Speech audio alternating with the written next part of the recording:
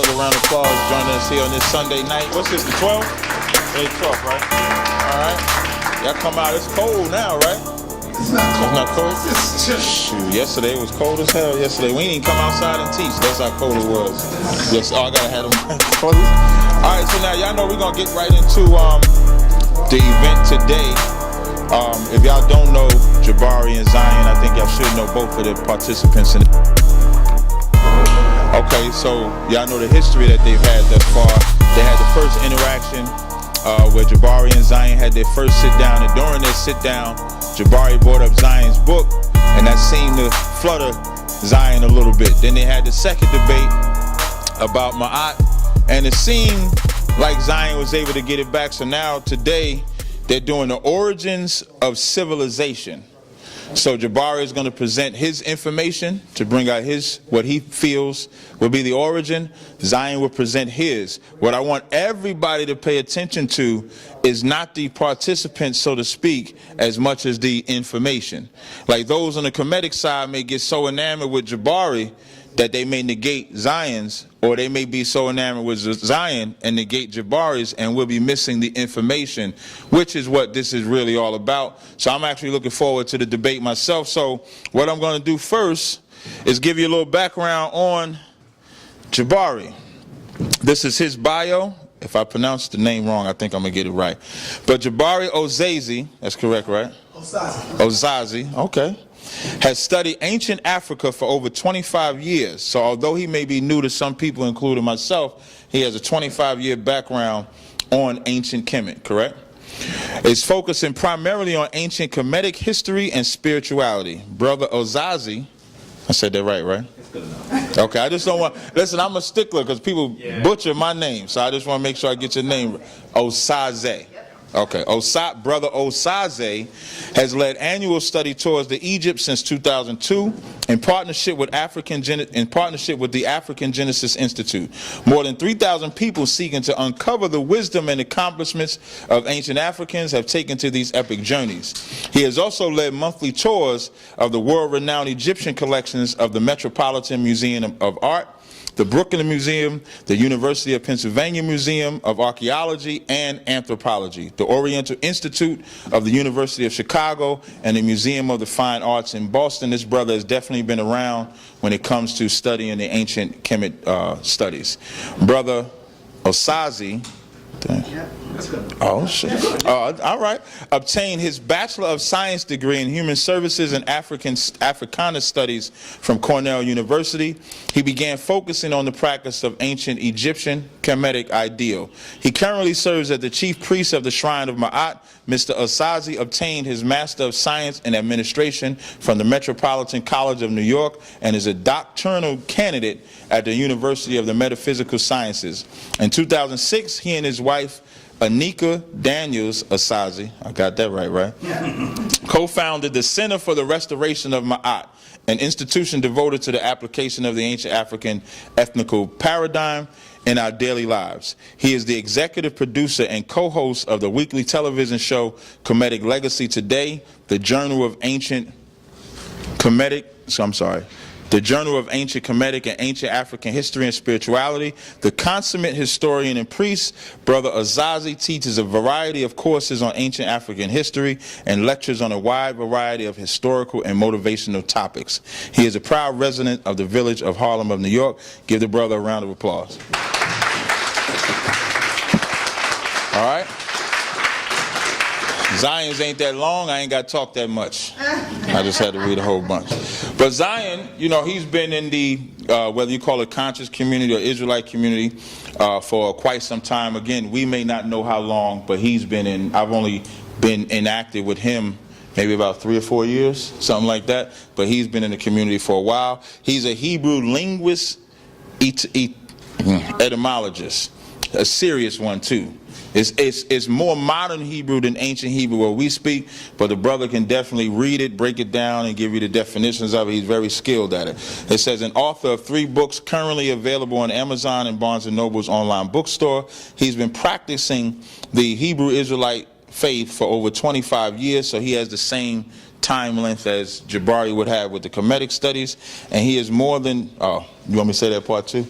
he is more than ready to tackle the Kemetic priest Jabari. All right? So what we're going to do now, I mean, so that was just basically to give you a brief introduction. I think the most important thing is to see that, but the most important thing is to know that you're not looking at men that don't have a vested background in what they're going to be presenting today. They both have a level of time. So we're going to take a look at their information and see how we rock out. So now from here, we're going to have a coin flip. They Dr. Reds, you got a coin, brother? Come on. They said it's the Hezekiah. They said it's the Hezekiah coin. That's what they said it was. Come on up and flip that coin, Dr. Reggie. Check this out, because you know Hebrews don't believe in magic; they believe in Yahweh. So Nah, we could have rolled dice if you wanted to. We could, we could have shook the dice. Yeah, we could have rolled dice. get the mic. But I was being You want the respectful. mic? President, get the mic. Where's the mic? Yeah. All right. Jabari, you want to call it? Zion, you want to call it? Call it. No, you read my bio first. Let him call it. Oh, okay. Yeah. You Say said it loud, say it loud. I'm from the islands. I gotta say heads, we ain't saying tails. All right, let's go. Let the people. he can't even catch. Hold on. I see what it is. Now, right there. It don't matter if it falls or not. So now, does that mean he get to pick who goes first? Yes. Okay. You get to pick who go first. So who do you want to go first? Brother Jabari. We're going to give Jabari 5 minutes. Your 5 minutes starts when you touch the mic. All right? So everybody give Jabari a round of applause.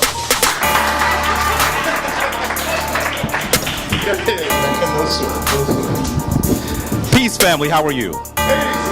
I know you could do better than that, even on a Sunday night. Peace. How are you?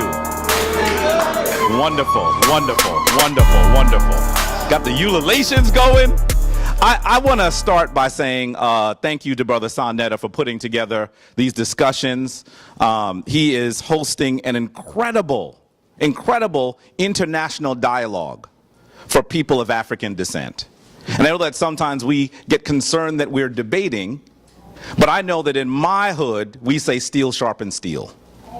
And we definitely need to be sharp to be able to address these burning topics that we are addressing in 2017 in Harlem and the Harlems around the world. So I want to thank him for that. Then I also want to make sure that I say right up front that I have respect for my brother Zion Lexx. How could I not? We both have Guyanese. So this is a disagreement and a discussion around ideas. It's not about individuals. I have nothing but respect for him. From what I know about him, he's as upstanding a man as I have met. So I want to be absolutely clear about that. We are going to disagree on concepts. We're going to disagree on history. We're going to disagree on application. We are going to disagree on those topics, but we will not disagree on the fact that after this is over, we need to figure out how to work together to get the Tomhu boot off our neck. So please, you better clap for that. Don't be confused that we have a heated debate and that doesn't mean that we're not going to try to work together, because we will. Okay, and I've said that to Zion, and I'll say it anywhere I need to. Now, having said that, let me say that this is our third discussion, and in actuality, it's probably the final debate, right? Right. And I'm going to tell you that in the first discussion, we had a debate that was a bit truncated. And as Tasariak rightly described, I began to describe my dear brother's book, and he might have gotten a little flustered, a little uncomfortable. And honestly, that was not my plan. Because I want Zion to always bring his A game. Because that's why it's worth for me to bring my A game.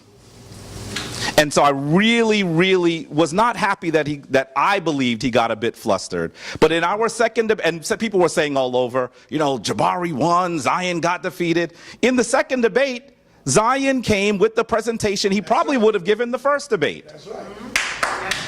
And he did a very good job. I have to admit, he did a very good job. I'm excited about that because I want to be able to deal with an opponent.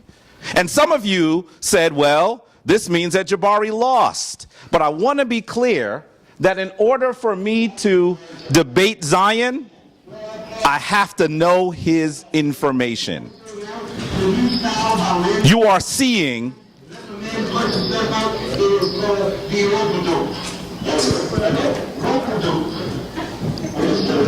Turn it up. So you can put the speaker to it. I'm not even sure of how this goes up. This the rubber dope. You gonna be doing the rubber dope. So basically what you need to hear, Turn it up, man. You turned it down. I don't know what's going on here. We need their tech because their system it's all hooked up into their system. The point is this though, you don't need to hear this to know what's happening. I needed to hear Zion's information in order to deal with him. And I'm going to tell you, he said a lot of stuff that if you are not studied, you could think it sounds great and you could think that he did a great job. Well, tonight, brothers and sisters, I am going to show you the overwhelming, the amazing fallacies that our dear brother put forward. We are going to get a full vetting of our dear brother Zion Lexx's ideas, his scholarship, and his concepts. And after that, after a defeat on Zion Lexx's part, we're going to walk out of here as brothers. And he's going to come back with something more. Because I know that you can't hold that brother down. But yeah, I want you to be clear, family, he's going to be bound down today. I just want you to be clear that he's going to be down today. I've looked at his information, and this is exactly what's going to happen. So I'm looking forward to a spirited debate. I'm looking forward to my brother Zion Lexx.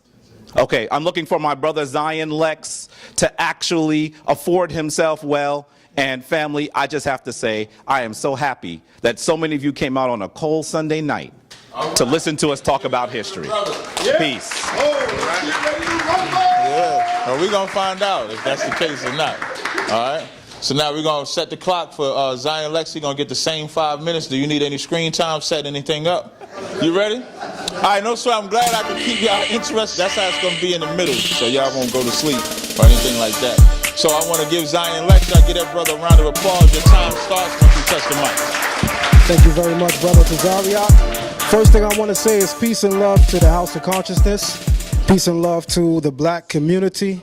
Peace and love to the listening audience who are watching. And peace and love to everyone who took time out of your Sunday to be here with us. The first thing I want to make extremely clear is this particular statement that I'm going to make. I come from the tradition of Abraham, Isaac, and Jacob, which is a black tradition. When we understand that Israel is Northeast Africa, by extension, you would call it an African tradition as well. Whenever we spoke about other African traditions in the congregation that I grew up in Brooklyn, New York, going back to 1994, when I was 15 years old, I'm now 38. God, thank the Creator, I just made 38 this week, Tuesday, November 7th. Yes. Whenever we spoke about other African traditions, although we had our differences of opinion with it, we understood that it came together to form a complete picture of what African consciousness was supposed to look like. It doesn't mean that everyone had a piece of that puzzle that we could relate to, but we didn't think that we were so great that no one's pieces was irrelevant. Tonight is about the relevance of my piece. It is not about destroying Kemet. Pay attention to every dialogue you've seen me do with Kemet. It's always been a counter-rebuttal to the claims of plagiarism. The Bible is the offspring of everything that comes out of Kemet, or is the offspring of Africa. But then these same spiritual teachers and leaders will tell you correctly that Israel is in Africa. But when they go to talk about our traditions, they separate it from African tradition, which I have a problem with, because one of the greatest master teachers in this community, his name is Dr. Yosef Ben Yochanan. In the year 1977, he was given an honorary teacher's degree at Beit Shalom Hebrew Congregation in Brooklyn, New York, which is essentially where he started. And you have to realize with this, with the 30, 40, 50, possibly 60 or even 70 trips that he took to Kemet, he never changed his name. There was something special that he always understood about the greater picture of African consciousness. Sometimes we like to focus on a locale, and we say Kemet is the greatest. We have Hebrews that says that the Hebrew tradition is the greatest. Well, I'm here to show you that there was greatness in every facet of thought, and we are simply here to tell our story. Now, Brother Jabari made some strong claims. You see, I gotta say this word. What Brother Jabari forgets about me is that I'm extremely meticulous. You understand me? Meticulous to the point that you must study and know your opponent. I won't say enemy. That is a black man. That is my brother. I hope we will never be enemies. But we are in opposition conceptually in our dialogue today. And what I want to say to you, Brother Jabari, is you made some major, major mistakes when you asked me to focus on this judgment scene. You see, I wasn't familiar with what the words were saying on the judgment scene, so I actually took 1.5 years studying it so that today I could read it. So I'm actually going to retell the judgment scene, and I actually challenge anyone in the audience who knows the Metanetta to either correct me where I'm wrong or just add your 2 cents. You see, when we study the traditions of others, it should not simply be to bash it. Because what if what you're studying may point you to a greater source or a common source? You see, what we have to remember, and I think I'm looking at an audience of African people, what we have to remember is that Kemet may have been the apex of African civilization in the minds of the majority of the Afrocentric thinkers and teachers that have graced our community. From the Hebrew perspective, we tell our traditions which we think is equally great, if not greater. And it is on me today to prove to you that my tradition has its own source, void of any source that was given to us via Kemet. Does that suggest that Kemet did not lend credence or greatness to other civilizations, possibly including the Hebrews? Absolutely not. In fact, I'm going to be forthright and show it to you today. So with that being said, I thank you for your time. All right. Give Zion a hand. He ain't need no videos, no props, no nothing. So you got 2 different sides of the spectrum coming. During this portion of the segment, as they get ready, this will be 40 minutes each. So they'll be able to dissect, check their time out, and just make sure you look at the information. Don't be turned off from it being Kemet or turned off from it being Israel or whatever angle or approach they're going to give. With that, give Jabari a round of applause. Your time starts. Once again, peace, family. I'm looking forward to this lively conversation. I'm looking forward to us describing our scholarship and proving that our arguments are actually supported by the data. That is what, if I do that, I'm going to be in front of there. So that is what I'm going to try to do. And I believe that you're going to follow this discussion, and we're going to have a lively discussion, not just between Brother Zion, Lexx, and myself, but also with you. Because if you don't know this, there is a moment that we're expecting we'll be able to open to the audience. And I'm looking forward to hear from you as well. So let's get it in. Now, we said that we were going to talk about the origin of civilization. So before I begin to talk about Zion, Lexx, first let me say this. I need to say, I need to say thank you to the Creator, and I need to say thank you to the ancestors for allowing us to be here intact to have these great debates and discussions. Now, we said that we were going to talk about civilization, so that's what I'm going to do. Before we even talk about our ideas and contrast them, we need to talk about, well, what is the origin of civilization? I'm going to do this very quickly. I only have 40 minutes. And my discussion on the origin of civilization lasts 4 hours. So we really need to move quickly. So I'm going to just start here. And you are looking at an early human ancestor. This great African queen, I'll call her, that the Ethiopians call Dinknesh. Say Dinknesh with me, please. Dinknesh. Actually is not Homo sapiens sapien like we are. She's a close relative to Homo sapiens sapien. But with the study of Dinknesh, we began to understand that Africa was the origin of all of humanity. So in this discussion, we're going to talk about the origin of humanity and also the origin of those implements of civilization, those things that allow us to be modern people. Medicine, science, mathematics, those things. And I will posit to you that it has an African origin. I will posit to you that it has an origin on the continent of Africa. And that is the argument that we are going to make here today. So you're taking a look at Dinknesh. She is roughly 3.2 million years old. Extremely old. And you've probably heard her called Lucy. That is not what the Ethiopians who assisted in the excavation of her bones called her. That's what the Tambu, the Europeans, called her, because they were listening to a Beatles song on the radio. That's why they called her Lucy. And so our African ancestors, they are ancestors now, most of them, refuse to use that name. Dinknesh means you are wonderful. And so please take a look at an early ancestor. I also want you to recognize, okay, we'll leave it there. Come on, work with me. That when this edition of Newsweek hit the stands on January 11, 1988, it created a shockwave. How many of you remember when this came out? Some of you do, right? Some of you with a little gray in your beard and you're here, remember this one, right? I know I do, because my father brought it home in a paper bag and treated it like it was so important that I could barely touch it. And he said, look at this. This tells us who we are. And then he said, you can't look at it now. We're going to talk about it at dinner. No television. We're going to talk about how Africa gave birth to all of humanity. So what did this study prove? It actually proved, through studying the placentas of dozens of women around the world and looking at their genetic code, that regardless of race, regardless of ethnicity, regardless of continental origin, all of the people on the planet have a common ancestor, and she is an African woman. That is what the DNA evidence proved to us. In fact, it seems like that this woman is around the region of Central South, Central East Africa, where the people today that are called the Khoisan people live. Sometimes they are pejoratively called the Pygmies. But we know that that is not a name that we will use.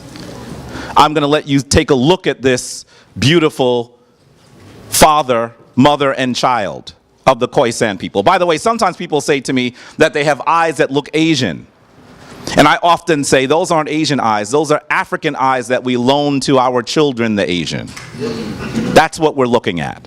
You're looking at how Africa gives humanity to the world. Let's move a little faster. By the way, here's a close-up on the Khoisan man. And of course, when we look at the Khoisan woman, there's something else we have to acknowledge. I heard a brother say, oh.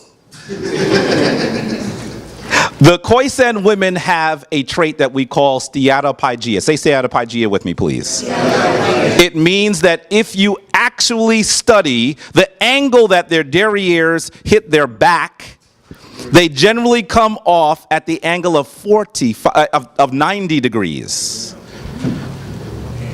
And you know that this is the trait of the African woman that we revere. Brothers, there's a reason why we're mesmerized by our sisters as they walk down the street. It's because as they walk in this rhythmic fashion, they're reminding us of the most ancient African queen, who was not only our right mate, but also our mother. And so that is the reason why we are still captivated by that. I remember when I had my Tom Who peers in college, the women always wanted their butts to be small. My butt is too big. And I was like, we don't say that in our community. And that's because we remember. Now, of course, you know, they've acquired a memory, because we even see poor Miley Cyrus trying to work with something that she ain't got as she tries to twerk. But understand that this is a marker of these sisters that give humanity to the world. And you have to understand that when we go to Kemet, now I've gone quite far afield because we don't have a lot of time, you see something similar. This statue is so old that we don't even know her name. But you will see that she has a big derriere, wide hips, and she also has what are considered to be sagging breasts. Why? Because she gave birth to all of humanity. Where is this statue? Come on, y'all. It's in the Brooklyn Museum. Did you know that one of the earliest images of your African mother is in the Brooklyn Museum? One of the most ancient pieces that you can find here in your backyard. You need to go see it. And this one here, which is very similar, is where? The Metropolitan. I knew Brother Reggie was going to say that. In the Metropolitan Museum. So you have the tools, the artifacts to make the argument of your primacy, brothers and sisters, right in your backyard. And this is something that is of critical importance. I don't want you to think that this is only something we see in Kemet. Here are the ones that we see in Europe, the area of the Tamhus, Eurasia. This one's in Austria. And look how old that is. This is older than the Kemetic ones. 28,000 to 25,000 BCE. We have one in Moravia, which may be a contemporary, but may also be a little older at 29,000 years old. And there's also this drawing in France at 25,000 years old. Now you might say, are the Tamhu carving their mothers? Not quite. What you should understand is that the early Tamhu was an African. And so yes, they had memories of their mothers. And there's some people who like to argue with me, mostly those Western scholars that like to say, well, how do you know this is an African? Take a look at this one. She even got cornrows in her hair. Stay on that side. You should be set there, brother. You need to understand that this is how we actually prove that we are the mothers and fathers of civilization. And here's a description of the migrations. Now, some of this has changed a little bit. Some of it has changed a little bit. We're beginning to hear that perhaps Africans left Africa and went to this area a little earlier than we might have thought. And I know that the Tamhu that hound me on social media, like they probably hound you, said to me, this is proof that the European is primary. I said, do you even read? Because all that the articles are saying is that maybe we left a little earlier than we thought. They're not saying that they certainly are not Africans. And that is what we need to understand. So you can actually see how we made our journeys. And see, we believe that humanity had its origin in this region, the southern east area of our homeland, and then makes its journey northward and westward into these different places. So that I will say to you, family, if there is a person on any corner of the continent, it means that Africans traveled there. That's what we need to understand. And that is exactly how our people journeyed.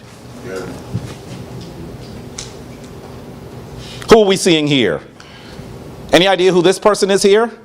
It's a model. How about this one here?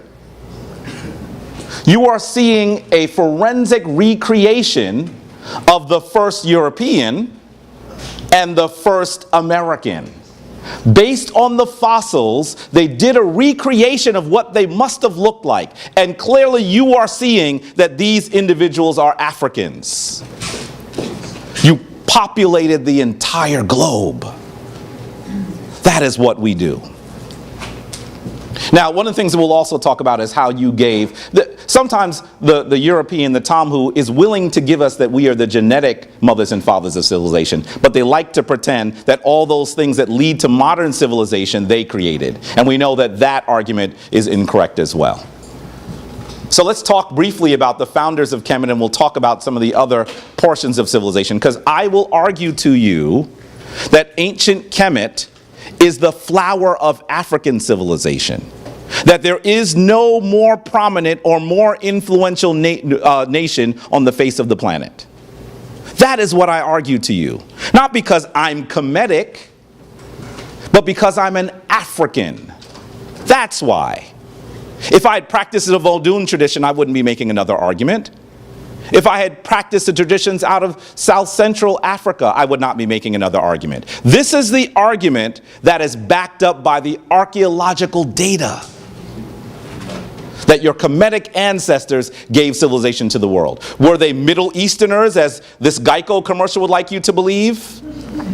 In fact, this is a History Channel documentary, and this is supposed to be Imhotep. I have never seen Imhotep depicted as a fat Arab guy.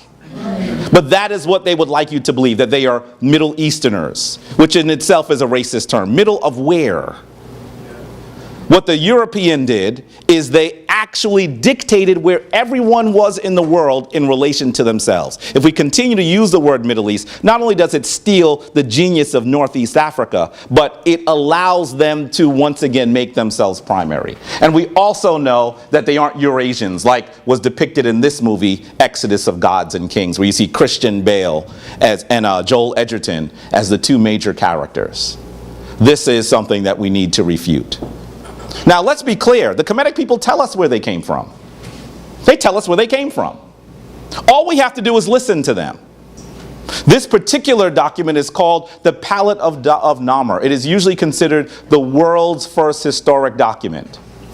And you actually see the story of a man who comes from the south. You see him wearing the bulbous crown of the south. And he actually goes north to beat up the people that were on the coast. Some people argue that they may have been foreign people that entered Africa.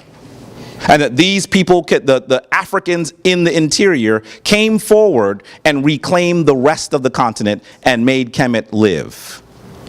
Now, I'm going to tell you why there's a fallacy in starting the story of Kemet here in just a few moments. But understand that this is how the Kemetic people, the owners, the progenitors of the world's most powerful civilization, tell you where they came from. And in addition to that, I don't know if you've seen this before. Who's seen this? I'm going to tell you that there isn't a documentary that doesn't describe Namur as the first king of Kemet, but they never show you his face. You would think that there is no image of Namur other than on the palette. Well, this actually comes from his tomb. And the reason why they don't want to show it to you is because his nose is wider than anyone in this room. His lips are thicker than most of the people in this room. And he is comfortable in his African features, knowing that he at this point is the most powerful man in the world. You should also know that one of the other ways that we know that Kemet's civilization comes from the south, comes from the interior of Africa, is also because they tell us that they come from this region, a land they call Punt. Say Punt with me. Sometimes it's translated Puanit. And so as you look at it, you'll see that many rulers sent expeditions into the interior in order to reconnect with their people, their family, in the area where they came from. This is actually an image of the king and queen of Punt during the time of the great queen that ruled this king known as Hatshepsut. Say Hatshepsut with me. We must say the names of our ancestors so they continue to live. And so we see here Queen Eti, please say Eti, and King Perehu. By the way, I think it's quite humorous that she's a very large lady with a very large derriere, and he's just a skinny dude, right? But he loves her dearly, and they are the ones that are ruling this great nation.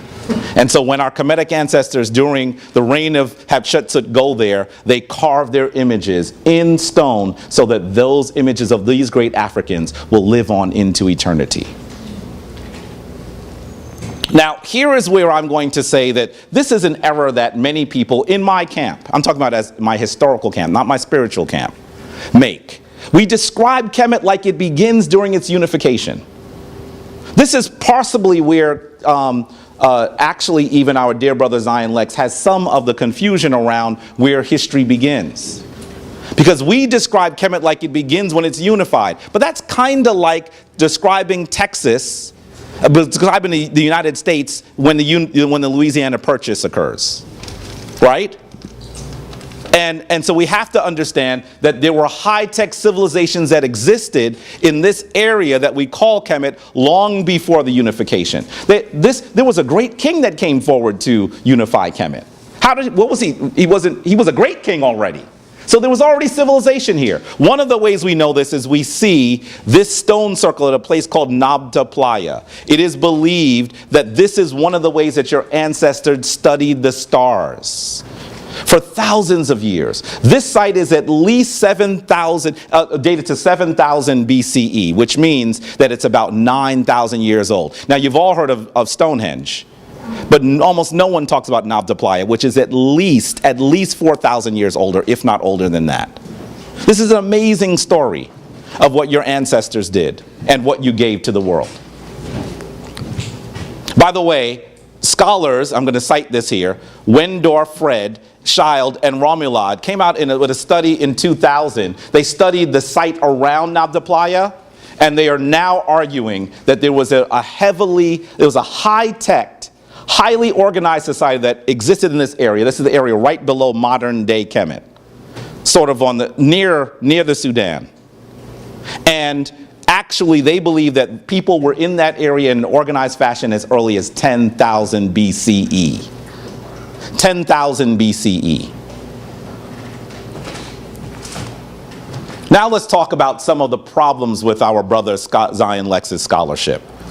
Because one of the things that you're going to hear is he's going to attempt to argue that Sumer gave birth to Kemet. And I want to be absolutely clear. Sumer is a group of African people. These are Africans. They call themselves the Nasa Giga, the Blackheads. And so this is a powerful nation that is a contemporary of dynastic Kemet. Not Kemet before it becomes an empire of two nations, but of dynastic Kemet. It is a contemporary and influential. But you have to understand that Sumer existed from around 4500 BCE to and this is the latest possible date, 2004 BCE. So it doesn't last nearly as long as Kemet and is not nearly as influential. Brother Zion, in order to make his argument that he sees so many similarities between Kemet and Sumer must be primary, he is going to smash together 3,000 years. I'm going to show you him do it here in a few moments. That's the only way that his arguments work. And I really wanted to go after him in our second debate on it, but I said, let me wait, because I need to hear more of this. Because I want to be able to prove what he's doing and where the fallacious logic is occurring. Now, I know that he has challenges sometimes when I talk about his book, but we're talking about Kemet versus the Bible. How could I not talk about a book that is described by this brother that is called Ancient Kemet on Trial? Don't you think I'd be leaving something out if I didn't mention he authored a book called Ancient Kemet on Trial?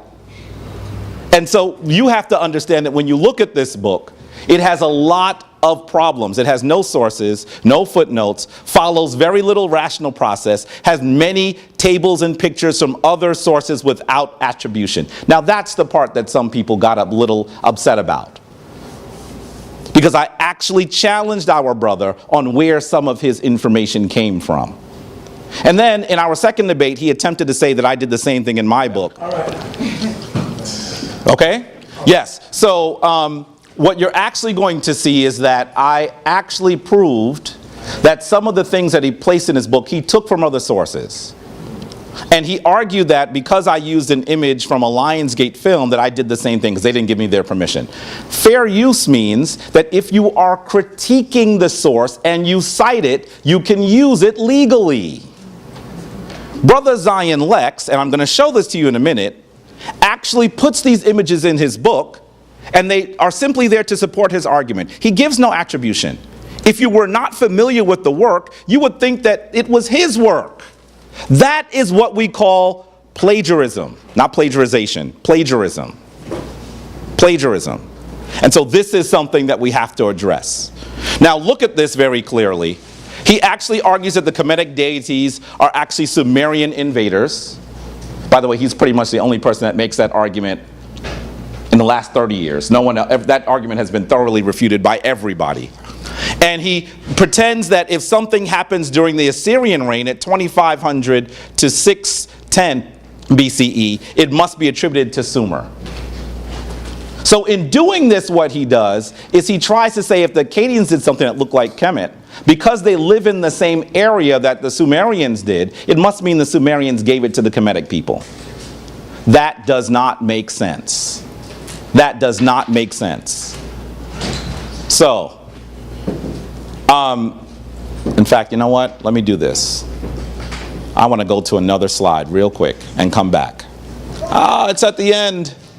Let me go to a slide real quick so I can show to you sort of what I think he's doing.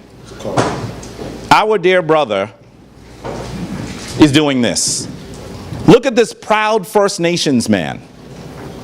whose people have lived in the United States for tens of thousands of years. Does this image look uncomfortable to you? That's what Brother Zion is doing logically. Because Donald Trump lives in the same region as the United States, he must be the same people as the Native Americans, right? That's what he does when he looks at things that the Akkadians and the Babylonians and the Assyrians do and say, well, this must be the Sumerians. That's the problem with the logic that his book brings forward. And we have to make sure that we are able to see it, able to understand it, and able to refute it. So here's the area of Cush, of Sumer. And I want you to understand that it begins not that long before Kemet. The other thing that he does is he looks at when people were in the region, not when they had an organized, powerful society, and he says this is Sumer. But at that point, I could look at 10,000 BCE as the beginning of Kemet. I would not do that because the Kemetic society, as Kemet, called Kemet, begins at 3200 BCE. I can't just look at when people are living there in an organized society. But if that is what he'd like us to do for Sumer, then we need to do that for Kemet as well. We need to say that Kemet starts at 10,000 BCE, much before there are people that are in organized forms in this area that we call Sumer. But you might also ask, well, why is he so focused on Sumer? He's not going to tell you that. Ask him. Because in 2 debates, he hasn't even told you that. Brother Zion has an ulterior motive. He is attempting to say, and if you read his book carefully, that the people of Sumer spoke a Semitic language, that the people there were populated by Semitic people, because what he's trying to say is that the biblical narrative predates ancient Kemet. Who in this room would not laugh him out the room if he said it clearly? That's why he wants to talk about Sumer, because he's trying to say that Sumer and the Bible predates Kemet. He's trying to create supremacy, primacy in the Hebrew story. There are no scholars that do that. He is on his own. And if he said it to you plainly, you would laugh. Make sure that he doesn't get away with pretending that he's not saying that. And he then will say, well, we're talking about African people. I am not disputing whether Sumer is African. I'm just saying that Kemet comes prior to it. And I honestly, seeing what he's really trying to move, his ulterior motive here, that is a little offensive to me. And so that is where you see possibly sometimes a little venom come out. One of the reasons why he's saying that is because in the biblical story it says that Abraham comes out of Chaldea. That's why he's making this argument. He's making a biblical argument, and he wants to pass it off like it is a historical argument that is supported by excavation. It is not. He got that, and he's going to say to you that he's not reading the King James Bible. This is from the King James Bible, y'all. Come on. Come on. You have to understand what he's saying to understand how fallacious it is. And that's what he's doing. You should know, and this is where it says, I am the Lord who brought you out of Ur of the Chaldeans to give you this land to possess it. First of all, you should understand that that region is not called Chaldea during the time that the great city of Ur is there. So right off the bat, the Bible has an anachronism. It's almost like saying, I want you to come out of the Native American land that you find by the Empire State Building. Anachronism. That is what he's doing. Don't let him get away with it and do some intellectual flim-flam on you. He's an articulate brother. Don't let him get away with that. It doesn't make sense. No one would argue that except this dear brother right here. Now you need to also understand that scholars for a very long time have argued that Abraham, the person he said is his ancestor, by the way, is not a historical character. I don't have a problem with it not being a historical character. Some people might think I'm saying Abraham is a lie. That's not what I'm saying. In my Kemetic tradition, there are many people that we cite, many deities that we describe.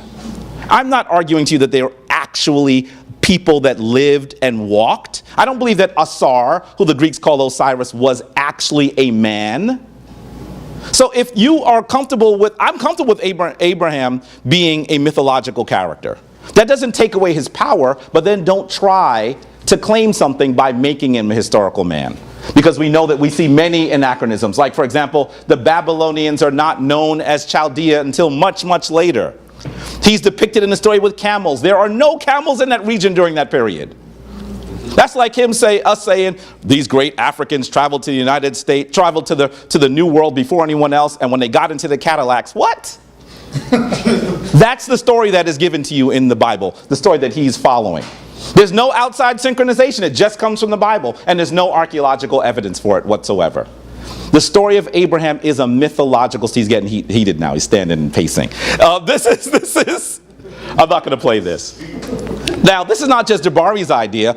Let's read a piece from Paula McNutt. She says, until the last several decades, historians of ancient Israel have tended to begin their accounts of Israel's history with the so-called ancestral and patriarchal period, dated variously to the Middle Bronze Age 1 and Middle Bronze Age 2, or the early part of later Bronze Age. I'm going to jump down. Assumptions about the traditions recorded in the book of Genesis about Abraham's descendants, those in the remainder of the Pentateuch about Moses and the exodus of Egypt, and those in Joshua and Judges and the conquest and settlement. But you have to be very clear here. But now it is generally recognized that there is nothing specific in the Genesis stories that can be definitively related to known history in or around Canaan in the early 2nd millennium BCE. Abraham is identified as coming from Ur of the Chaldeans, but the Babylonians were not known as the Chaldeans until a later date. That's from Reconstructing the Society of Ancient Israel. Biblical scholars don't argue that Abraham is a real person anymore. They don't argue that Joshua is a real person anymore. They don't argue that Moses is a real person anymore. The only people that will make that claim are some people that are in our Dear Brothers community. Why? Because the Tomhu has to tell a literal story. They are literal. So while he wants to say he's telling an African story, it has to be re-Africanized. It is a mythological story. If he told a mythological story, I'd rock with him all day long. But when he makes it history, we have problems. Particularly when he then wants to speak ill of other African ancestors. So, one of the things that you're going to hear Brother Zion do is now I'm going to show you this very clearly. He's going to actually take, how much time do you give me? It's 40 minutes. Okay. So what he's actually doing is you're going to see him do something that looked really masterful on Sonetta TV. And when he did it, people were like, yeah, that was great. And I said, I got him. I said it to Sonetta. And he looked at me like, what do you mean? I said, wait till you see this. That's right. So one of the things that he does is he begins to describe symbols that he says come from Sumer. Can you turn it up? Listen carefully. The mic to the speaker or something so we can pick it up. Speaker's up there though. And this represents all of the next room. When you look up inside the room, Because the people in the way to head on it. Shh, listen, wait. this is what you find in the ceiling of the pyramid text. You find these star symbols. Nah, don't worry about it. Go ahead, leave it. Grandmaster teacher, What you gonna do is send me the video. Okay. So what he's doing here, let me just speak through it. What he's doing here is he's showing you this sign that he says is a sign for Netcher. It's a sign for sky. It is a sign for sky in the Sumer tradition. But then he actually puts this sign for the star next to the sign for Ra. This is almost a subliminal argument that he's making. Because I want him to show me where the Sumerian people use this. Show it to us. And then he goes much further and he tries to say that the sign for Netcher or Nter, the sign for deity, comes from Sumer. So obviously if the Kemetic people named the names of their deities by the word from Sumer, with the glyph that comes from Sumer, then there's something wrong. Well, first let me show you this. He says in there that these stars are the ones that you see on the temples of Kemet. Zion, don't make that argument. Please don't. Because you're talking to someone, you're talking to someone who goes there regularly. Here I am about 10 years ago with a group of children. These kids are adults now. In the temple of Karnak. And this is what you see. A 5-pointed star. Not a 6-pointed star. Not a 6-pointed star. It is not what you see on the temple ceilings. That is the argument he makes here. If you could hear it, you would hear it. I'm sitting there going, brother, have you ever looked at the image? Don't say it to me, a person that's made 14 trips and in 2 weeks will make his 15th trip to Kemet, who has taken over 3,000 people to see these artifacts and these monuments. That's poor scholarship. And if you didn't know what he was saying, it sounded good. I know a lot of brothers on the corner that sound really good. I'm hoping that our brother is not getting his scholarship from them. And then he does this. He shows you now listen, even the person that brought me into the tradition said, brother, do you see the image he uses for Neter or Netcher from Sumer? And the one he uses for Kemet? They're remarkably similar. And that's what he says. And then he says, I'm going to drop the mic. And I said under my breath, you need to pick that back up along with a book so that you can study a bit more. Because this is a very poor argument. But that's what he does here. In order for this to look like this, you have to smash together 3,000 years. Let me show you. Now this comes from this book, Language, Its Structure, and Its Use by Edward Finnegan. By the way, it comes from someone who was actually a linguist, Brother Zion. This sister here who has a degree from Cornell University in linguistics. When she saw it, she said, "Oh, that's a really poor argument." I said, yes, but if you didn't know, it sounded really good. So let's look at the image he showed you. Do you see this is the image for Netcher? Supposedly from the Sumerian people, the people from Sumer, right? And this is supposed to be the Kemetic one. And this is the Kemetic symbol. But let's look at the development of the language of Sumer. Right here. Can you see this line? So this is the Uruk. This is around 3300 BCE. This is the symbol. By the way, it's not even the symbol he showed you for sky at this period he tried to pass off a few moments ago. But he didn't think I had studied Sumer. Why would he think I hadn't studied Sumer? If he read my bio, and I know Brother Tazariak didn't notice this either, I said I'm a scholar of ancient African history. My degree I'm not an Egyptologist. My degree is not in the study of Kemet. My degree is in Africana studies. That's what my degree is in. So I knew that when he said it, I said, that don't make no darn sense. And I'm going to show it to you all, family. So take a look at, this is the symbol that he shows that supposedly leads to the Kemetic symbol. So this is 3100 BCE. By the way, at 3200 BCE, 100 years earlier, we begin to see it in Kemet. This is the one they're using at the time. It isn't until here. Can you see what time that is? What period is that? Can you read it? 1700 BCE, that symbol that he tried to pass off as a symbol being used here is used. You are seeing the influence of Kemet on the Assyrians. That has nothing to do with Sumer. That's really faulty scholarship. And anyone who had read 2 books would have slapped him on it. This is really important. That's the kind of fallacious work that you saw him do. If we had more time, I'd actually play the video. I'm not going to even talk about what he says about boats. Yes, I'm going to go to that later. And possibly he'll say something that leads me to this. I want you to take a look at this. Here's another one. This is from page 45 of his book. This is his book. And he seems to argue that the Sphinx, or the Heruamakhet statue, as we called it in Kemet, comes from Sumer. And this looks a lot like a Sphinx statue, doesn't it? By the way, Brother Zion, where is this statue at? I know he does not know that. I know he does not know that. This is at the Chicago Museum where I do tours. So when I saw this, I said, I got him. I got him. And how old is this statue? First of all, how old is the Heruamakhet statue? Some people argue it's much older than the Orthodox date.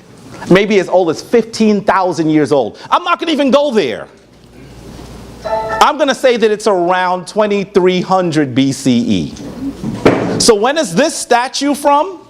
About 721 to 705 BCE.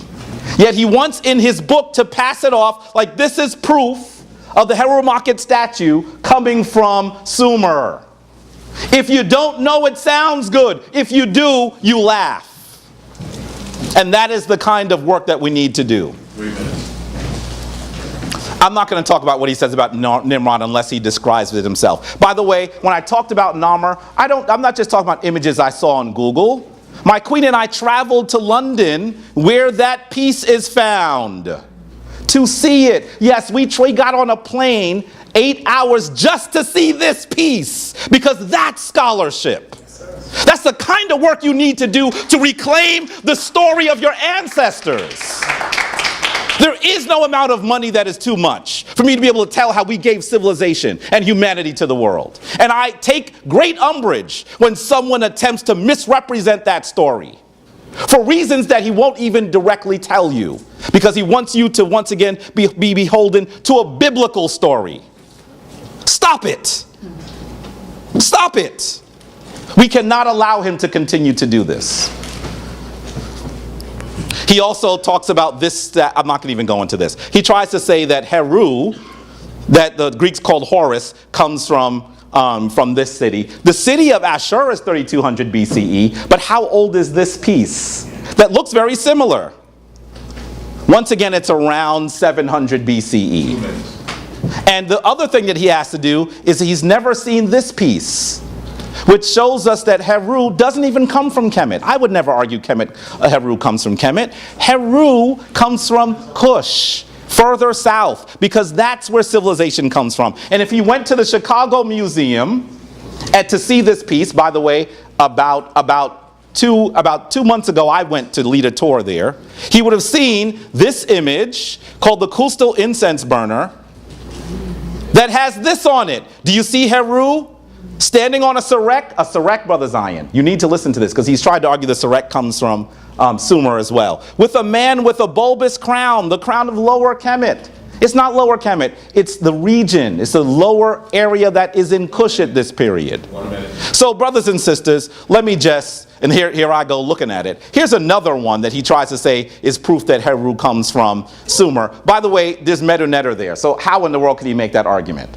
It comes from the 8th or 9th century BCE. This is the kind of scholarship he does in his book.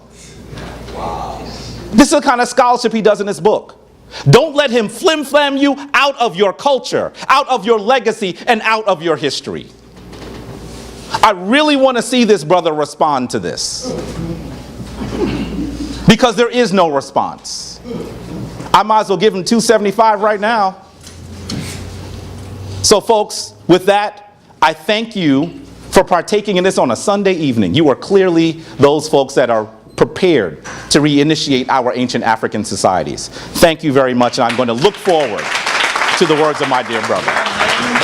Keep the clapping going for the brother. He did 40 minutes. Okay, all right, y'all give a round of applause for my man Zion Lexx. He gets 40 minutes. Remember, give him the respect of the floor, all right? Okay, so here we are. I want to first and foremost again start off by giving all honor and praise to the Creator, Haboreh, El Eloheinu, Elohei Avraham, Elohei Yitzchak, Elohei Yaakov. Baruch et Adonai HaMbarak, Baruch et Adonai HaMbarak le'olam wa'ed. Baruch atah Adonai Eloheinu melech ha'olam. Asher bakar banu mikol ha'amim, v'natan lanu et torato. Baruch atah Adonai noten ha'torah. Hallelujah. This event is special and important for a great number of reasons. I've had the opportunity, because of the dialogues that led up to this event, to hone in and focus on some of the great minds in the Afrocentric conscious community, coming in particular out of Kemet. And one of the things that I will gladly tell you is that there's an elder who just walked in the room whose work I had never ever watched, witnessed, or heard of until being on this scene. And I want to give you respect in this moment, Baba Heru, for speaking on Kemet in such an open and honest way as you always have. Because in that, you've actually taught me a lot.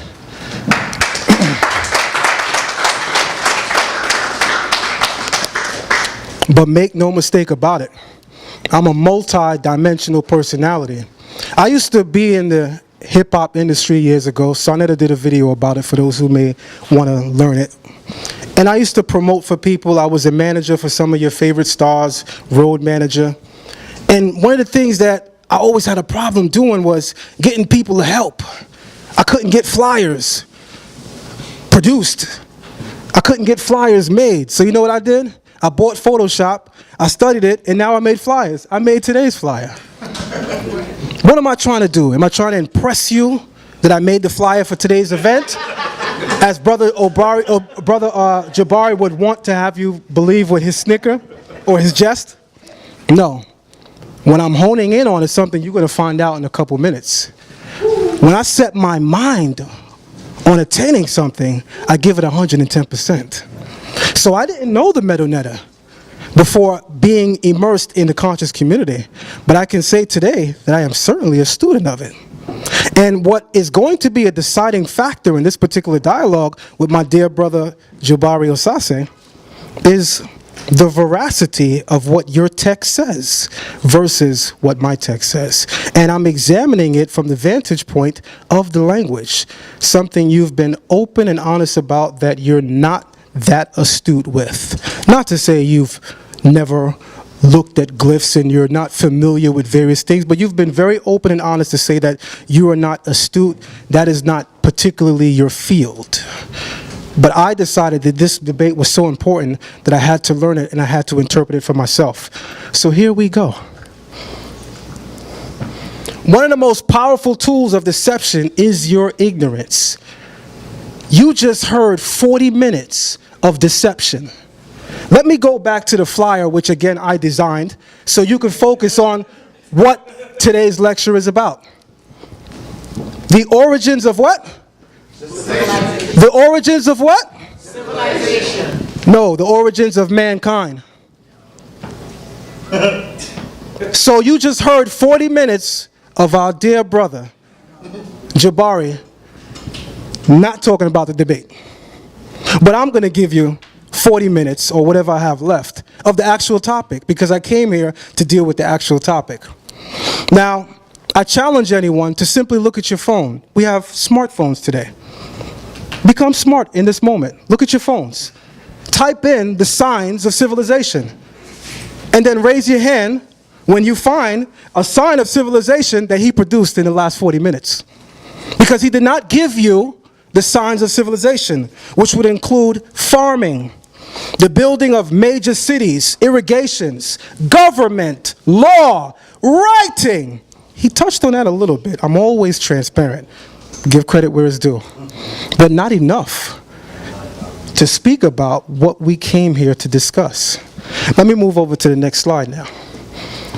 Also, shout out to a brother who I definitely follow and respect his level of understanding in the Medunetta, who just walked in the building as well from the Amun Ra squad, Brother Sanjeti.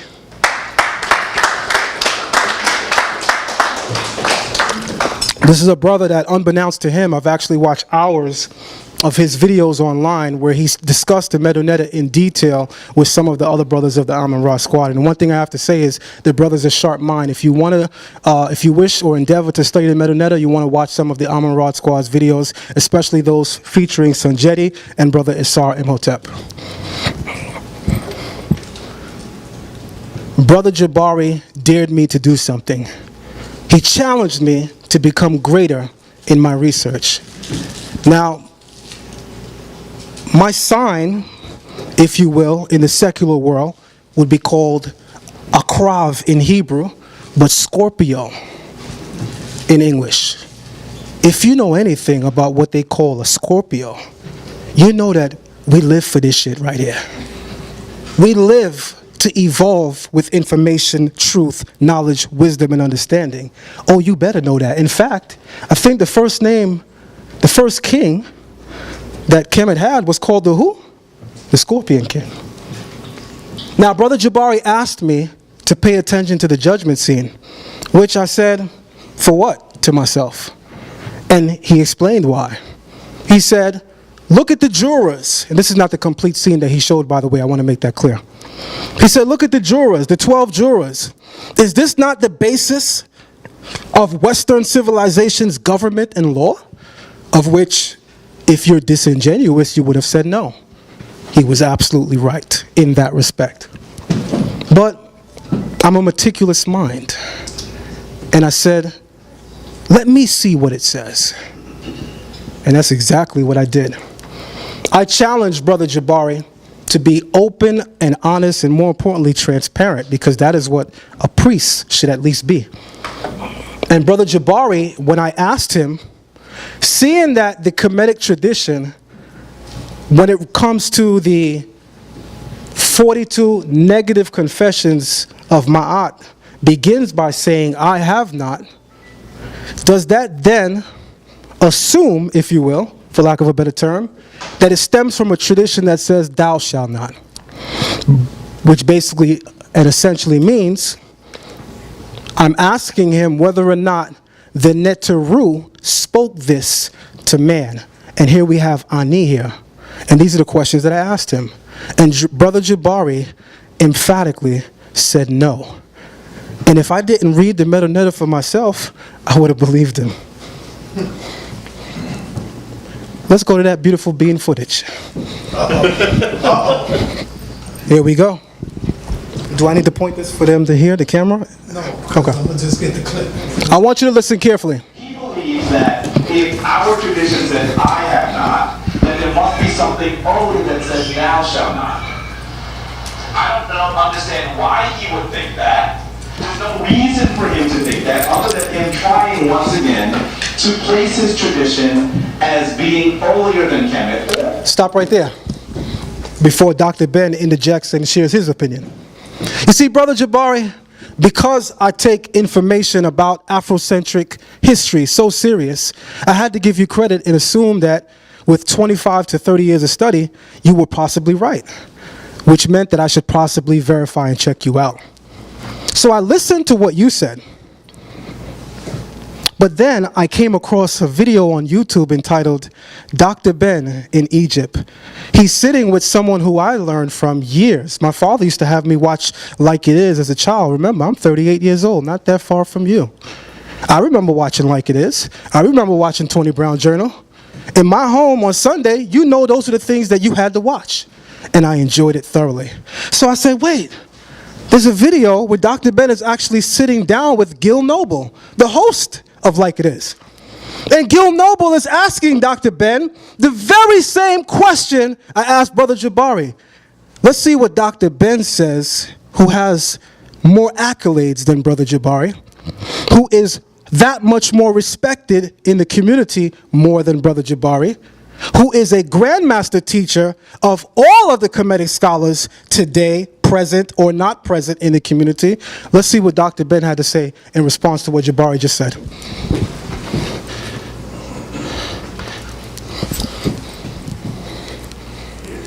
He believes that if our tradition says I have not, then there must be something earlier that says thou shalt not.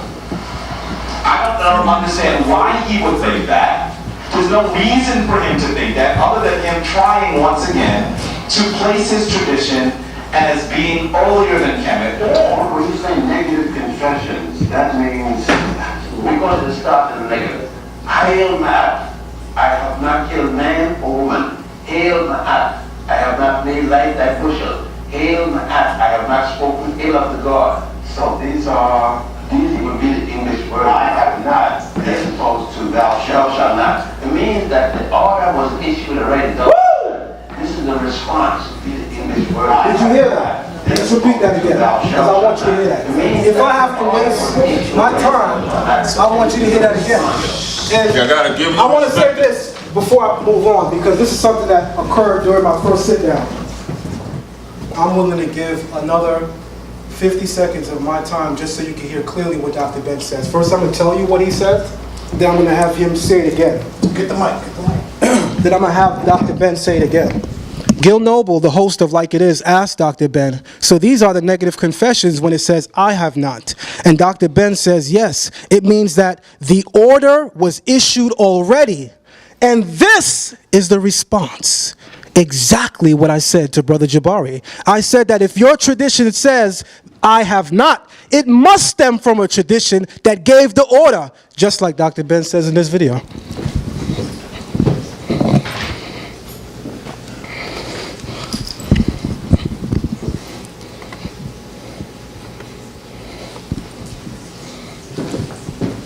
And we'll see why that's so important in a couple slides later. Now, he believes that if our tradition says I have not, then there must be something holy that says thou shalt not. I don't understand why he would think that. There's no reason for him to think that other than him trying once again to place his tradition as being earlier than Kemet. Or When you say negative confessions, that means we're going to start in the negative. Hail Ma'at, I have not killed man or woman. Hail Ma'at, I have not made light thy bushel. Hail Ma'at, I have not spoken ill of the God. So these will be the English word I have not, as opposed to thou shalt not. It means that the order was issued already, thou shalt not. This is the response. Woo! As opposed to Stop right there. that the order was issued already, thou shalt not. if I, This is what? My Hebrews in the building, this is what? The response? Is that what he said? He said the order was issued already, and this is what? The response. Put some respect on Dr. Ben. Oh yeah, I didn't come here to play today. Believe you me, I know Brother Jabari is a very skilled orator. Believe you me, I put a lot of respect on his sincerity in the tradition, and I adjure anyone who is that much curious about his work. If you haven't followed it already, go to his YouTube page, because I think it is there most pronounced that he is really immersed in it. Sometimes when we get on this particular platform, because it's contentious, we are contending our ideas, you don't get to see how genuine we are in actually practicing these things. So I want you to see that he is absolutely a genuine practitioner as well. Here we go. Brother Jabari challenged me. He said, Zion Lexx, look at the judgment scene. These are the 12 jurors that he spoke about, that I spoke about earlier. So I said, oh, okay, he's got a major point. I can see clearly where the Western civilization is getting their understanding of jurisprudence and law. I have no problem giving that particular scenery to Kemet. When you envisage in your mind, and you, as your eyes can see, clearly they are emulating it in Western traditions. But does that mean that every Afrocentric tradition comes from this particular tradition? That is the point of the argument today. Unlike Brother Jabari, I'm not here to put disrespect on Kemet. I'm not here to put disrespect on Kemetic theology practice. I'm here to show that all facets of African history became great.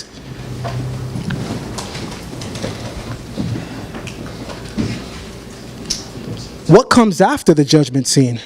Brother Jabari kept saying, let's look at the judgment scene. Let's look at the judgment scene. But I found something when I looked at the Papyrus of Ani, plate 4, on what immediately comes after the judgment scene. So let's again look at the judgment scene. It begins here, but this is what comes after. And this part is going to be really interesting.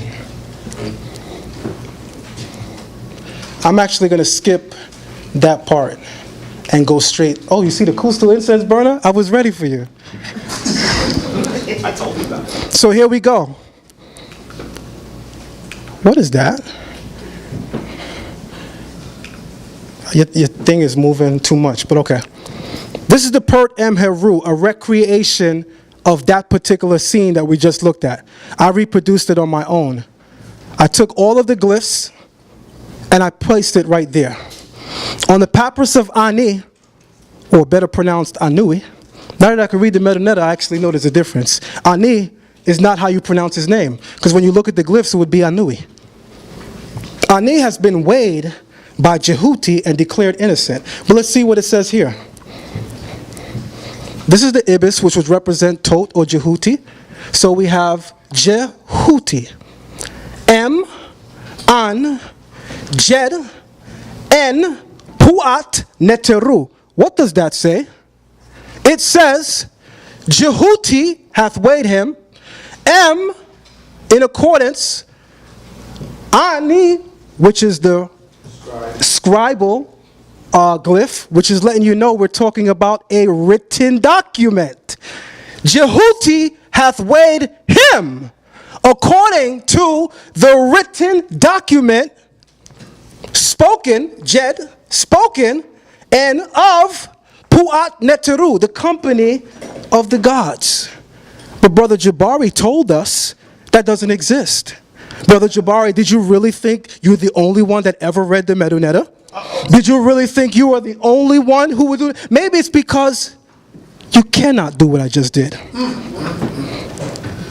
And that is going to be a deciding factor. And that's quite possibly why you said on Sunday the TV earlier this week, this debate is not about language. Because you knew I cared enough about the debate to actually learn the language you should have been studying the last 25 years. Come on, y'all know that's an ether. Jehuti hath weighed him in accordance to the written laws which the company of the gods spoke to him. My brother, pass it around the room for anybody who wants to see it, because I brought it with us today.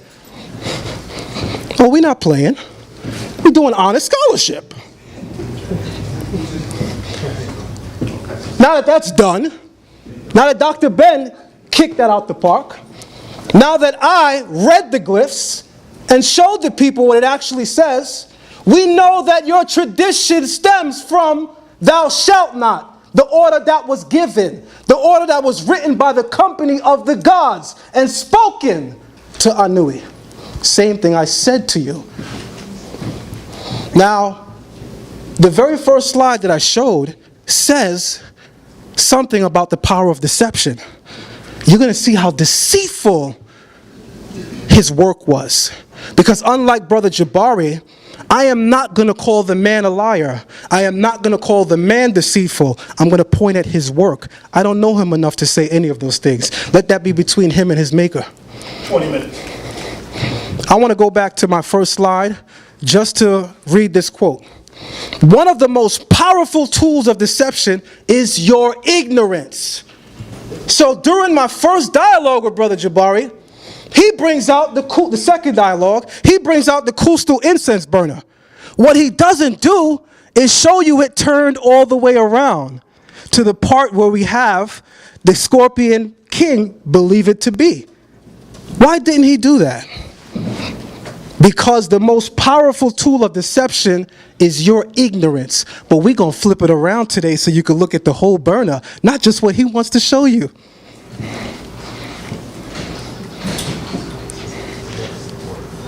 This is so easy. I started to do this like it was nothing. So this is the part that they all show you. And when you focus on the crown,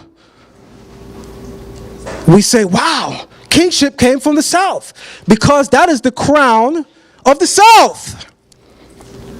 So I said, wow, that was a great point. This is Kustal Nubia. This is the incense burner. I see the crown. Let me see it on the incense burner. Let's see, because it's not on the incense burner on this side, so let's turn it around.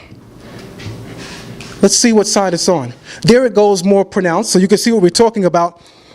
All of these features here have their sacred concepts. Even the Serek, the palace facade that he spoke to you, something I'm going to come back to in a couple of slides later. But the thing that makes this so important, as he knows, is this part right here, the crown. Because this will let you know that kingship came from the south, based on what he tried to sell you. So, this is a recreation of the incense burner. I want to see what the incense burner looks like. Here we go. This is the part of the incense burner that he is getting the crown from. It is actually defaced and it is no longer there. That is a recreation of what scholars believe it would have looked like. He didn't tell you that, did he?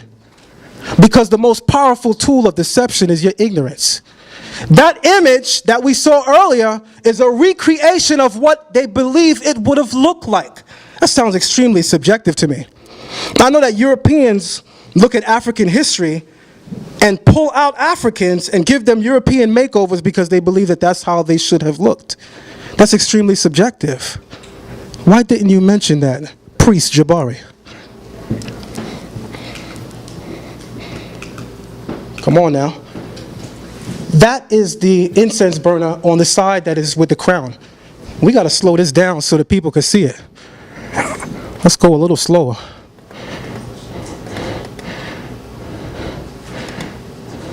I want you to see it actually doesn't exist. This is the side with the crown. If anybody finds a crown here, I'll give you $100 right now. So why does he show it? If the crown is not there, why does he show it? Oh, this is really, really bad. Because this was supposed to represent Brother Zion Lexx and his poor scholarship. When we saw that, my brother Jabari wasted 40 minutes not even talking about the topic. And that was clarified within my first 3 minutes. That's extremely bad for a Cornell University grad. I just went to John Jay. I don't see the crown. Where is it? I see everything else prominently featured. I don't see the crown. This does not look good, Brother Jabari. I hope you answer that to the people. Unbelievable. I'll come back to that slide. But he started to talk about Sumeria. How much more time do I have? Exactly 15 minutes. Oh, I'm long-winded. All right, thank you very much. Brother Jabari gave respect where respect is due. Because he said, okay, so let me admit it. Sumer is an African civilization.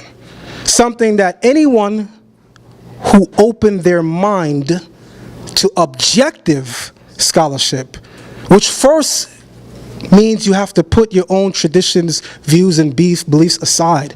Don't they tell you proverbially that anger blinds the eyes of the wise? How can you see truth in my literature? What could be truth if you're already coming in with negative thoughts? We can't perform objective research in that manner. That would be extremely subjective. Can I get a true story on that? Right or wrong? Thank you very much. The earliest writing in Uruk is in 3500 BC. The first state is 3400 BC, and this is an administrative tablet pointing that out by the leading Sumerologist Samuel Noah Kramer. Because Brother Jabari still has yet to reference the leading Sumerologist when talking about Sumer. So that means if I want to know how great America is, if it is great at all, I hope that's like, you understand what I mean by that. Would you ask Donald Trump? So bring us the authorities on Sumer when you wish to give commentary on it.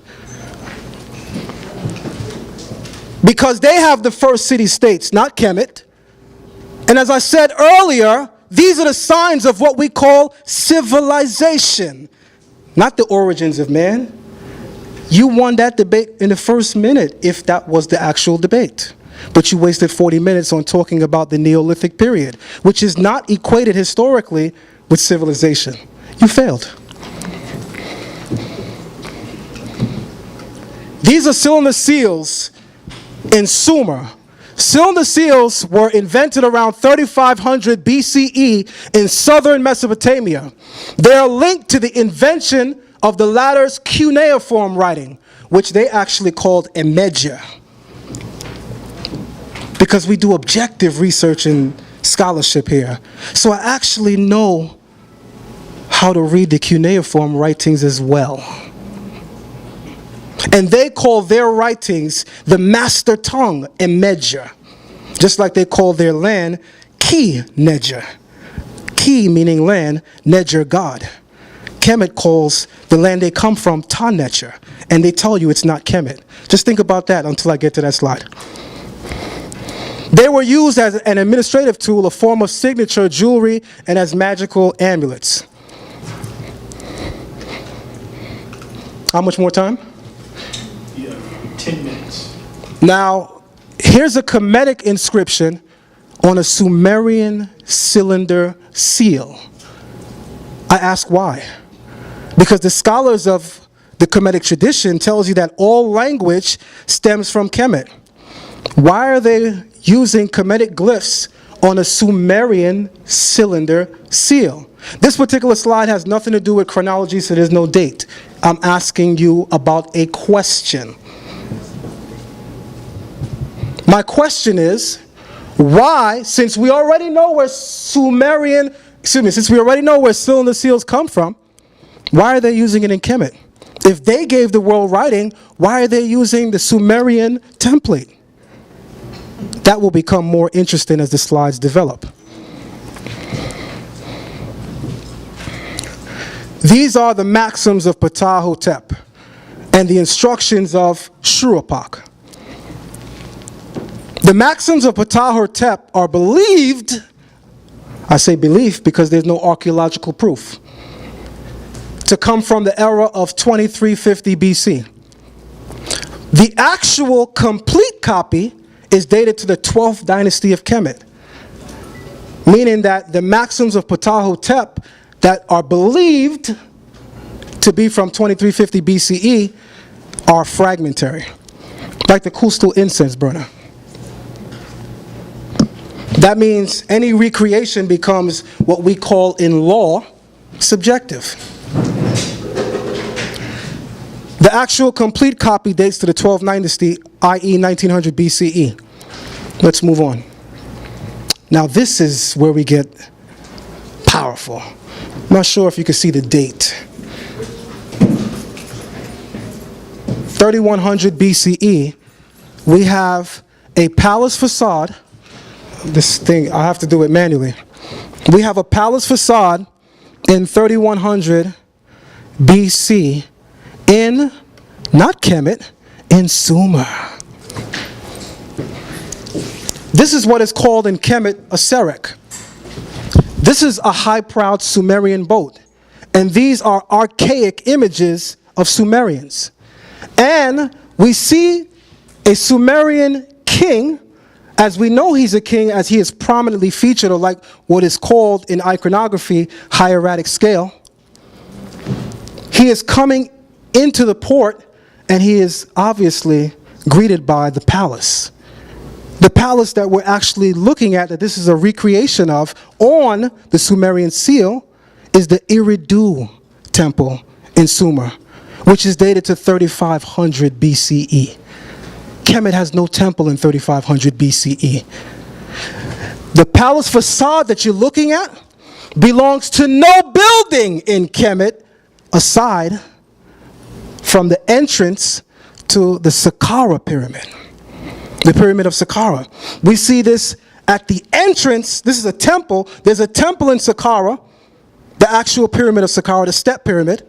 The entrance to that actual pyramid is designed like this. But the date of the Saqqara step pyramid is certainly not 3100 BCE. So where did they get this model from? And this is what we call in archaeology hard evidence, because we're actually looking at what the people themselves drew, and we are not being subjective. Let's look at what the Sumerians, who Brother Jabari is so honest to remind us of, is African. Let's see what else they did. Here's another Sumerian cylinder seal, which is at a museum we heard of earlier. Brother Wedgie, where are you? The Metropolitan Museum. Did you see it? Come on up, Reggie. Come on up. Did you see this there? You can actually pull it up on the website right now, met.org. 3100, 3500, and this is, mind you, this is what I verbatim copied from the website at the Met Museum, and I actually saw it there myself because it's right here in New York City.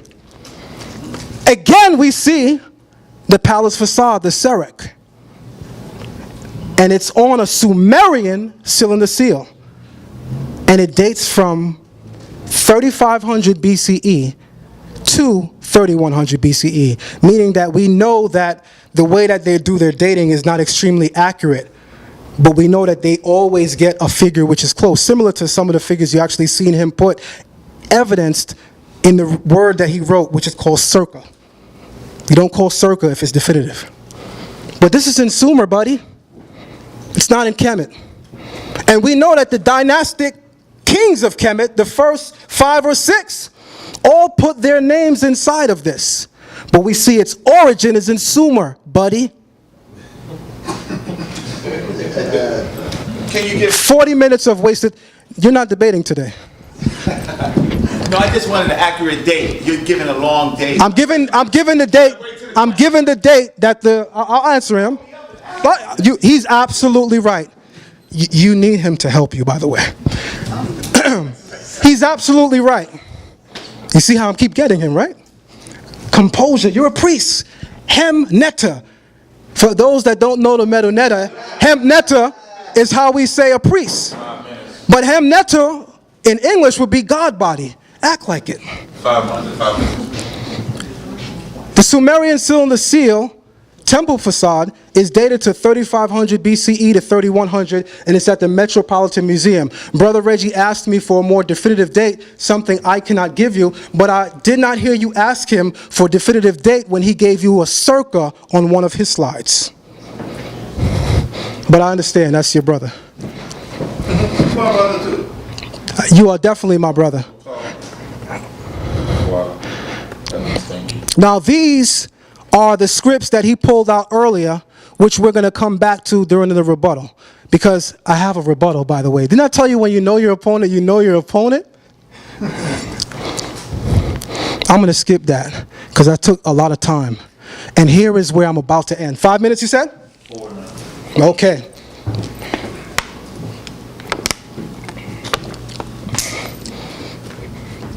Now, as we know, when kings or the Nisut came to power, we know that they had 5 royal names, as you see here, prominently displayed.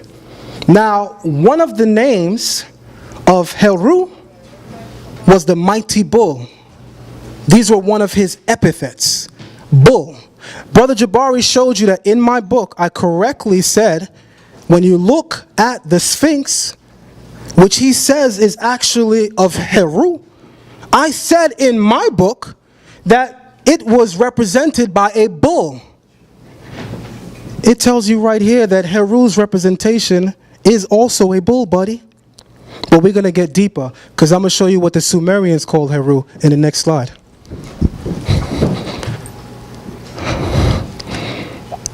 In the book entitled Ancient Near Eastern Texts, page 344, Brother Garfield is great at this. He'd actually be able to pull it up on Google right now. There you go. The Sumerian Neger is called Haru, the bull god. Right there, buddy. The same bull in my book. The same epithet that your Heru is called, except in Sumer, he's called Haru. Something I said during my debate with Shaka Amos, and they thought I made it up. Brother Garfield, Google that now. He's good at that. I'm not trying to be funny.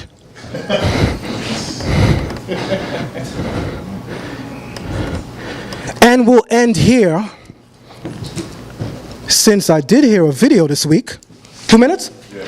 Since I did hear a video this week where someone who I want to stop stickering and gesturing because this is serious to me, someone who I want to take the opportunity on camera to once again apologize to, Brother Professor Smalls, who my father would have a field day with me if I don't get in front of the people and do this once again from my heart, genuinely. Me and Professor Smalls had a dialogue where me as a student and a young man, I was so moved to speak my points and forget that he's an elder. When he left the building, I turned up. When he was there, he had the utmost respect. When he left the building, I turned up and said he ran from me. And people said, Zion Lexx, that was very disgraceful, which it was. And in hindsight, I can admit that. And at the least bit, that shows hope. Professor Smalls, thank you very much. Professor Smalls, in an earlier video this week, 1 minute, he said, and all of the gods of the Canaanites, they have Egyptian headdresses. This would be the Canaanite god Baal, the storm god, and he's wearing what would be called the what? Which crown of Egypt? The lower crown, right? Say that again, sister.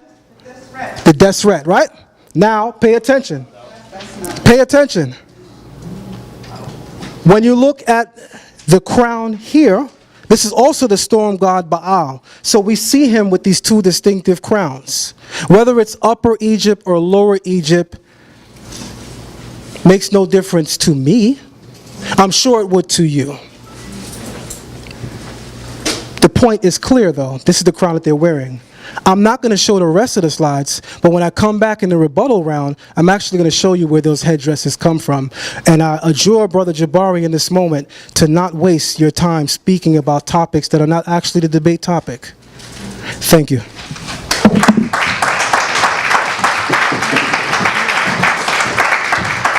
Yeah, brother, and nice work. Was able to come out. All right, so Jabari, y'all give it up. Give a round of applause for Jabari. Again, he's coming with his 22 minutes. He's going to rebuttal what Zion said. Thank you, Captain Tazar. Thank you, Captain Tazariak. I want to just go ahead and say that something curious happens. I want to first thank my brother Zion Lexx for a spirited debate. This is an intellectual debate. It has nothing to do with how I feel about him. I beat him up on the information all day long. But that's my brother, right? So if you see us at the veggie place having some food, don't say, those brothers fake. They was just arguing. No, this is an intellectual debate, okay? I want you to understand that there is something that he does that's really curious. He is his own rooting section. So sometimes he shows you something and it's immaterial. He goes, wow. And you're like, what exactly are you showing me? By the way, I would love to let me start here because, you know, Anika's going to tell me in a second that it's November. We got to pay our heating so that it would be nice to have a little bit of money in our pockets. So I think I heard my dear brother mention that he was going to give the person that showed him the crown $100. And I'm not sure why he said that, because he should see the crown. I don't know why he doesn't see the crown. This is what I showed you. This is what I showed you. By the way, this is the entire piece. I don't know if he understands how archaeological graphics are done. And I'm not saying this condescendingly. But do you notice that you see how these are enveloped and this is outside of the line? They're actually telling you that this part of it is not on the seal. I didn't try to pretend that this part was on the seal and it isn't. But you can clearly see which piece is on the seal. Do I need to show it to you? Brother Zion, I almost want you to show me your slide so you don't think I've doctored it. But it's very clear that the crown is on the seal.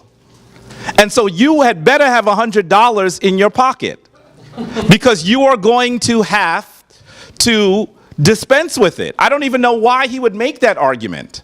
It's clearly there. It's clearly there. You saw it. Y'all were like, and Brother Tazariak thought that was heckling. It wasn't heckling. We were trying to respond to his question. He said, I'll give anybody $100 who shows me the crown. Almost everybody in the room wanted to jump up.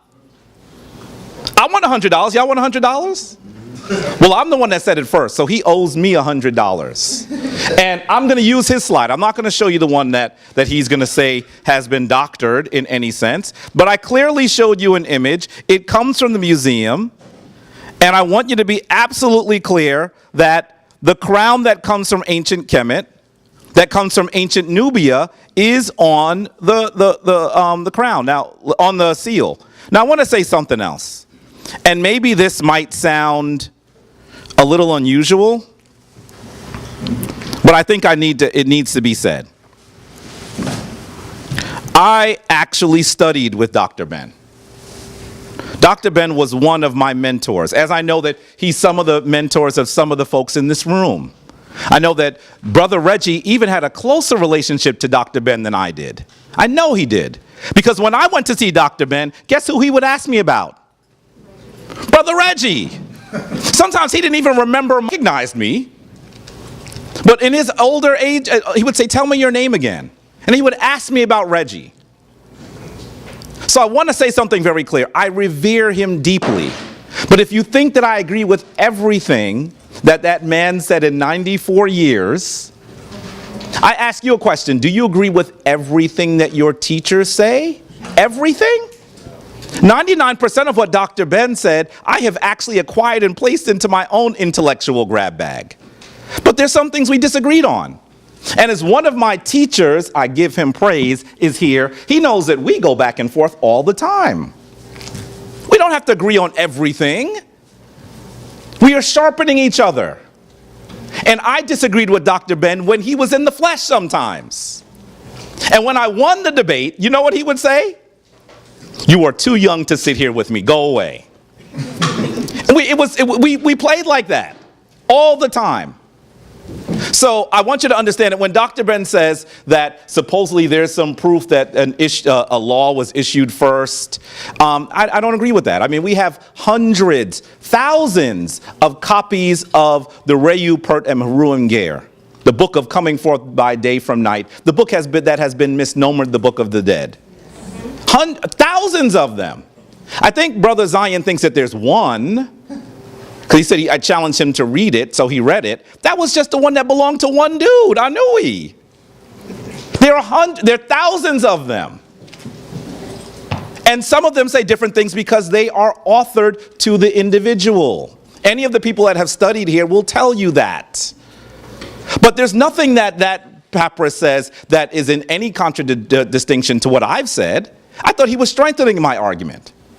And I don't know why he thought that it was powerful to lead that. But I want to go here. I know that in the tradition that our dear brother Zion Lexx comes from, this great ancestor, Rabbi Wentworth Matthews, someone who I respect deeply, because I'm a Harlemite and I studied him at Cornell and as a Harlem historian.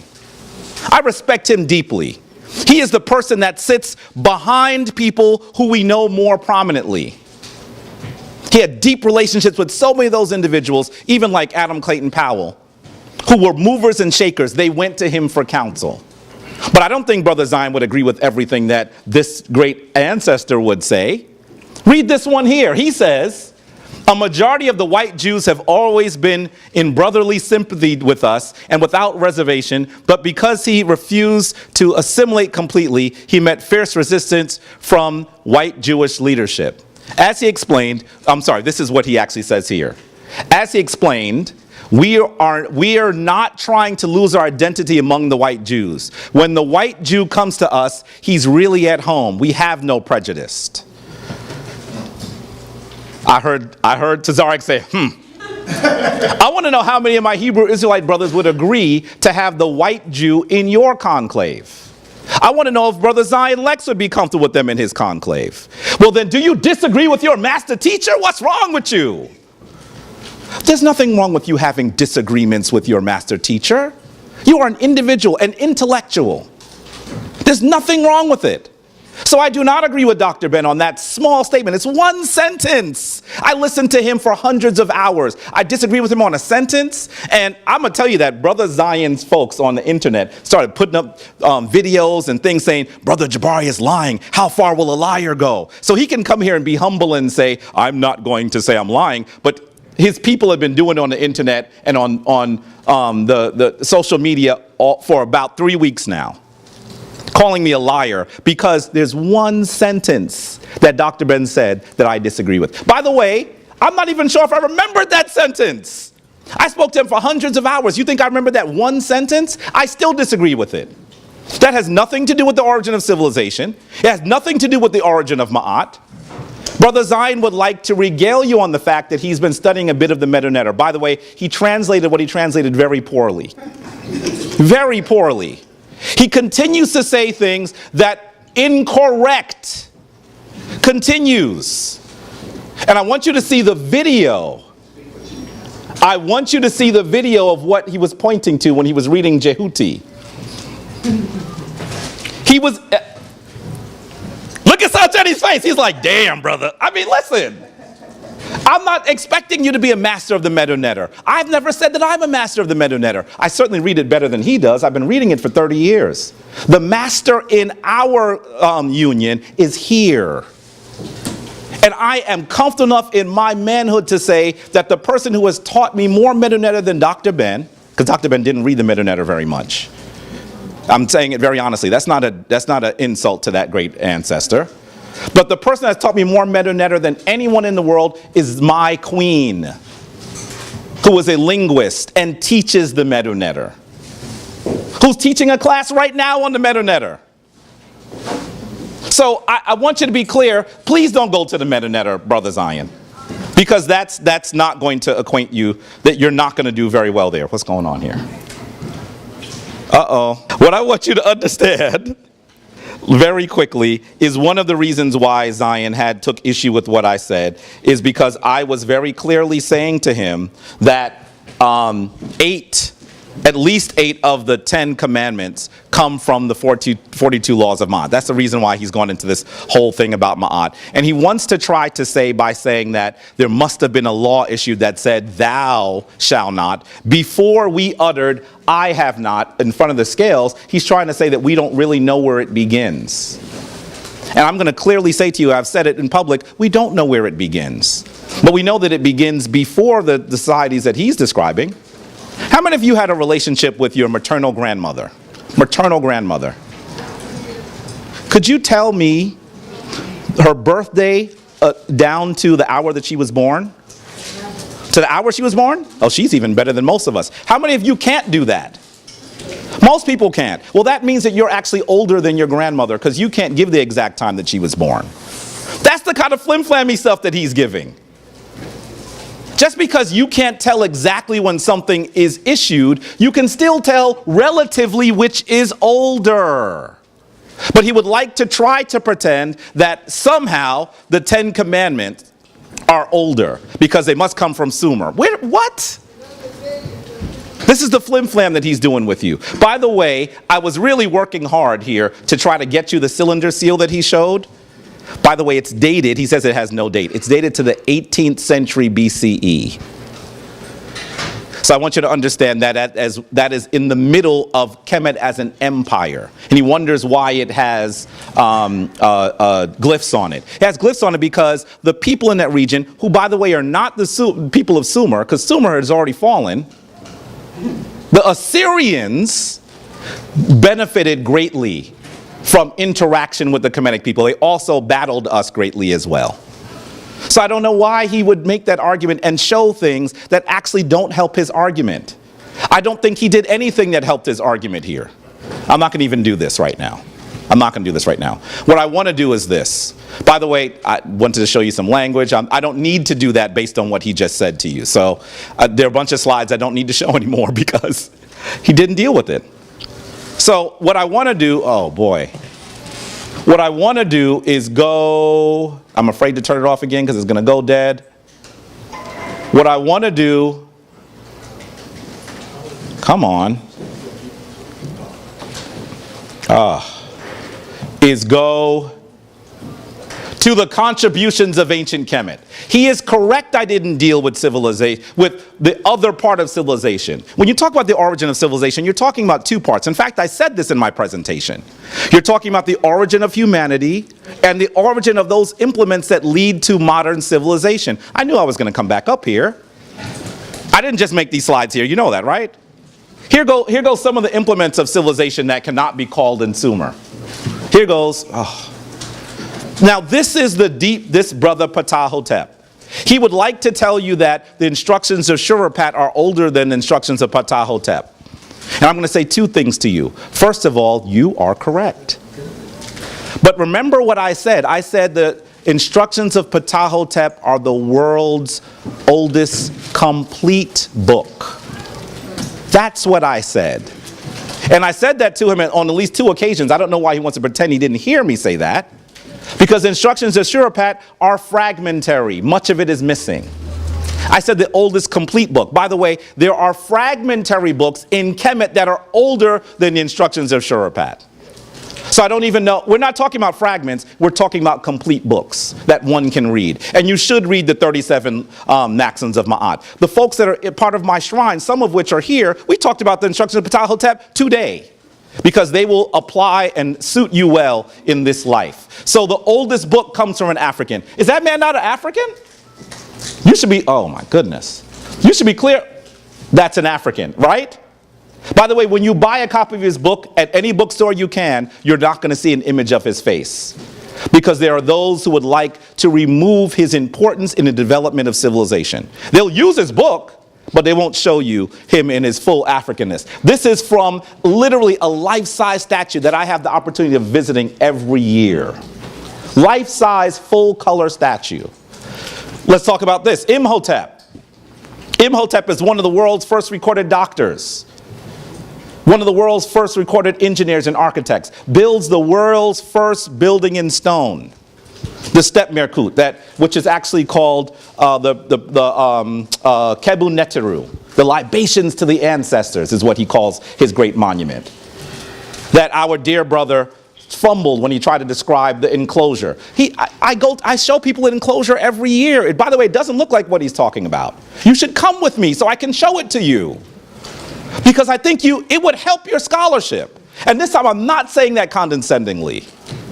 I'm not. But because we have to see the artifacts that prove who we are. At a time when people are discounting your greatness, African.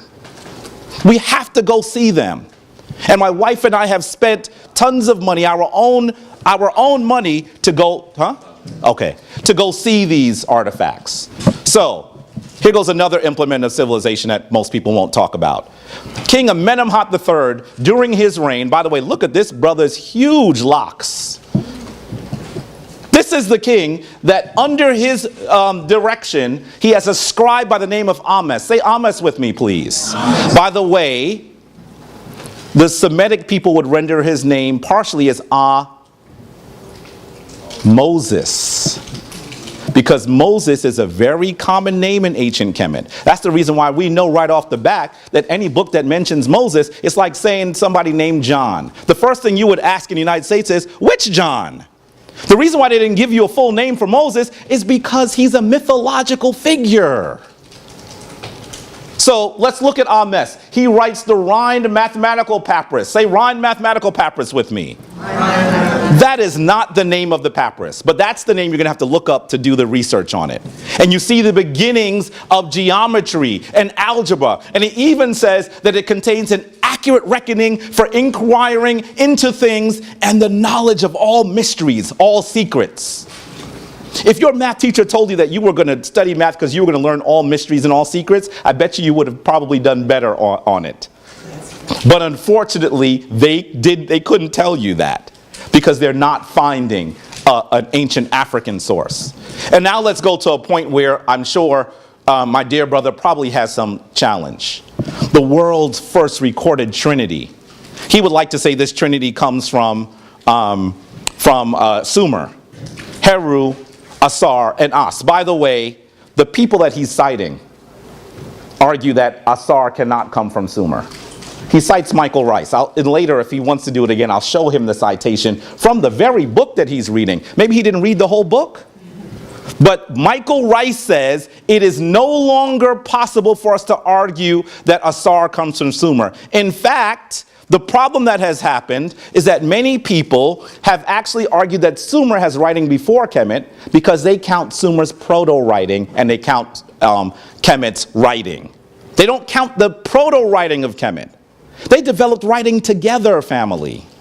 Sumer is a great nation, but it did not give birth to Kemet. And we need to be clear about that. The only reason why he's making this fallacious argument, by the way, one of the people in this picture is in the room. The only reason he's making this argument is because he wants you to believe that the Bible has supremacy. Notice he didn't say it, right? Didn't I tell you to ask him about it? Did you hear him say that? This is his ulterior motive. Look at his face. This is ulterior motive. He's trying to say the Bible gives birth to Kemet. And the way he says it, he says Sumer. And he's trying to argue that Abraham comes from Sumer, a mythological character. By the way, the Bible, the Torah, does not say Sumer. It says Chaldea, which is at least 3,000 years, 2,000 years after Sumer. They're using the wrong name, which tells you that they didn't write it at the time that it occurred. That's what it tells you. So please don't let him flim-flam you. What you need to do, family, is go and see it. And you're seeing these beautiful sisters here that have actually gone. This is the Temple of Hatshepsut in deepest Nubia. And you see them radiating? Nefertari in deepest Nubia. Do you see them radiating? When you learn who you are and you go to see those mechanisms of civilization that your ancestors left for you, you come forth in power. You come forth in strength. That is why I will not let him flim-flam you and try to soft pedal you a biblical story, when your story is much older than the Bible family. Then much of the Bible actually was taken from your ancient scrolls when they were already thousands of years old. So with that, I hope that Brother Zion is going to respond to some of this, because he didn't respond to anything I asked him to in the beginning. Now I've given him all the civilization, so now I want to see what he's going to do. He has not, because he said I didn't do it, then he didn't do it. Why would he point out that I didn't show you civilization and then not show you civilization himself? Why would he do that? It doesn't make sense. So let's continue here, and hopefully you will see that this debate is clearly on the side of the beautiful brother that's dead in front of you. All right, with that, Thank you so much. give that brother a hand. All right, so Zion, you need to set up your computer, or you good? Oh, okay, no sweat. All right, I want to say give it up to Brother Jabari Ozaze. That was a very spirited round, to use his own choice of language. But I want to focus in and point you to something that's on the screen really quick. You see, when I opened up my presentation, I quoted myself when I said, one of the most powerful tools of deception is your ignorance. Your ignorance is one of the most powerful tools of deception. What does that mean? We saw a 40-minute round from Brother Jabari, where he opened up talking about the origins of mankind, when today's topic is the origins of civilization. I opened up my presentation beginning rebuttaling our last dialogue, our last debate, but I immediately went right into the topic, civilization, when I pulled out slides dealing with language, which is the foremost topic on the origin of civilization. We have to establish writing. Now what Brother Jabari did was he rebutted the Kustal incense burner, which I just want to bring to your attention how he rebutted it really quick. I don't think Brother Jabari knows who he's dealing with. There's a word that I continually use that people, I think at this point, almost love to hear me use. I told Brother Jabari, I said, listen man, I'm meticulous. And one thing about me, when you come, you better come correct. So if you look on the screen, you can see that Brother Jabari said that the Kustal incense burner, as Zion Lexx presented it, yes, the middle point of it is sectioned off, is cut. But he said that you can't see the crown. He said you could see the crown. But the reality is, this is the part that he believes is sectioned off. Meaning that I already revealed that the Kustal incense burner is fragmented and missing the most important piece, which is this piece right here. The only piece that you can see on the actual burner is from here up. Now, if you're just looking at this, how do you know it's a crown? That's the point that I made with Brother Jabari. And that's why I said to the people, I'll give $100 to anybody in here who can find me a crown. Because you wouldn't know that this right here is a crown if none of this is there. So that's the point I made with Brother Jabari. And that's something that he got to sit down and he got to hold. Because here is the Kustal incense burner. And here is the representation of the crown. But again, how would you know that this is a crown when all of this is fragmented and missing the most important component and feature? Let's look at the actual burner. Here is the part that Brother Jabari wants you to believe is a crown. I ask a simple question. How do we know it's a crown and it's upon the head of a man when this is so fragmented that you can't see a man there? This is why I open up my slide in my presentation stating to the people, one of the most powerful tools of deception is your ignorance. Brother Jabari believes you to be so ignorant that all he has to do is to show you the recreation of the Kustal incense burner to impress upon you that kingship began in Kustal Nubia, when the reality is the actual incense burner does not have any of the features that point to kingship, because in order for this to be a crown, there would also need to be a man or a king seated. When you look at the actual burner, there is no man, there is no king seated. It's actually missing. One of the most powerful tools of deception is your ignorance. I'm not even going to spend too much time on that because I think that that's absolutely clear. But I did something more genuine than Brother Jabari did because I showed the incense burner from many different angles. And if you pay attention, this is the angle of the incense burner as it is presented at the Chicago Oriental Institute that Jabari bragged that he went and visited. But if he went and visited like he said he did, and I believe he did, why didn't he tell you when you spin it around and you come to this portion right here, there is no seated king? Why didn't he tell you that? Why didn't he tell you that what believes to be a crown is actually not a crown? Because in order for it to be a crown, we would have to see everything else. Why did he not mention those key features? I'll tell you why. One of the most powerful tools of deception is your ignorance. One has to literally embellish the evidence in order to make this case valid. Let me say it again. One has to literally embellish the evidence in order to make a valid case for kingship beginning in Nubia by using the Kustal incense burner when we can see from all different angles, none of it shows what Brother Jabari presented to you here. This is the most important feature. And the actual incense burner does not show it. Where I'm from, we call that checkmate for those who know how to play chess.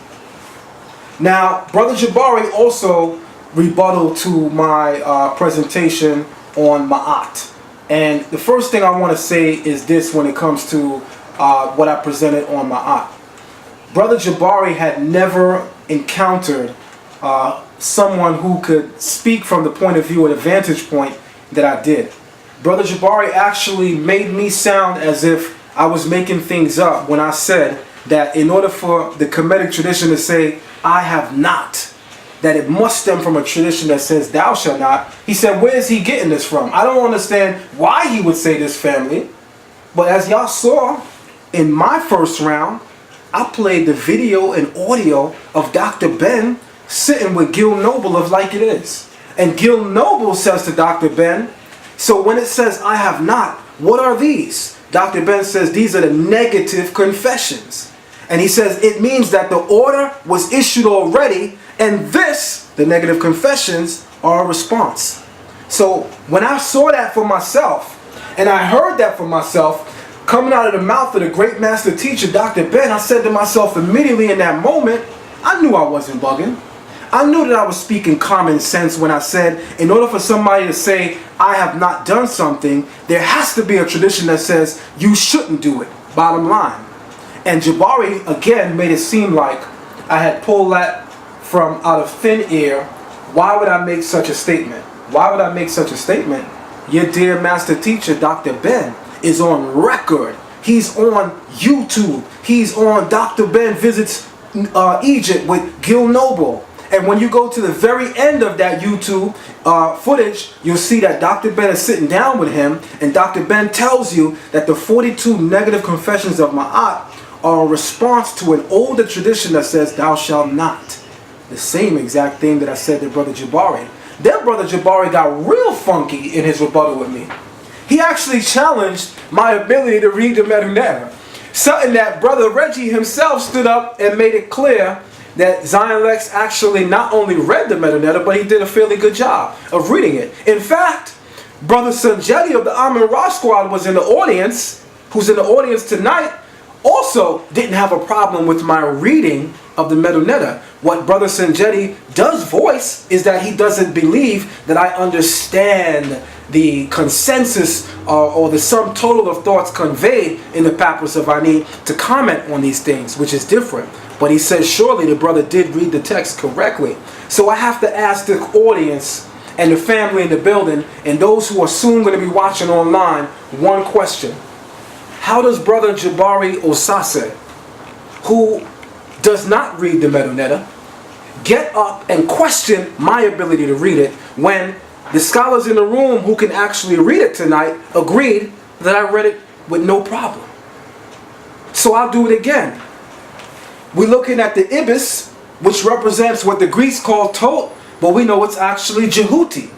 And this is also how we know that the letter J is actually not a brand new word, because we're looking at the letter J on the papyrus of Ani.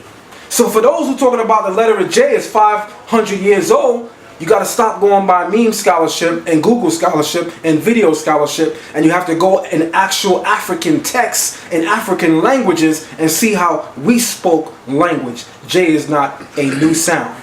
So we have Jehuti, we have M, we have An, we have Jed, we have En, and we have Pu'at Neteru. What does that mean, audience? What does that mean, family? Jehuti, M.